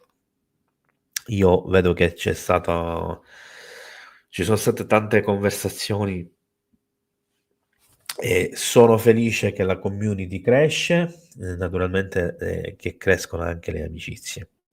Vi ringrazio di essere stati qui con me, vi mando un abbraccio affettuoso di buonanotte a tutti quanti, ringrazio a tutti i moderatori, in particolar modo a Franco che diciamo oggi in assenza di Bruno è stato anche più attivo del solito e ovviamente un ringraziamento, un abbraccio a tutti quanti. Grazie Antonio per il sostegno al canale.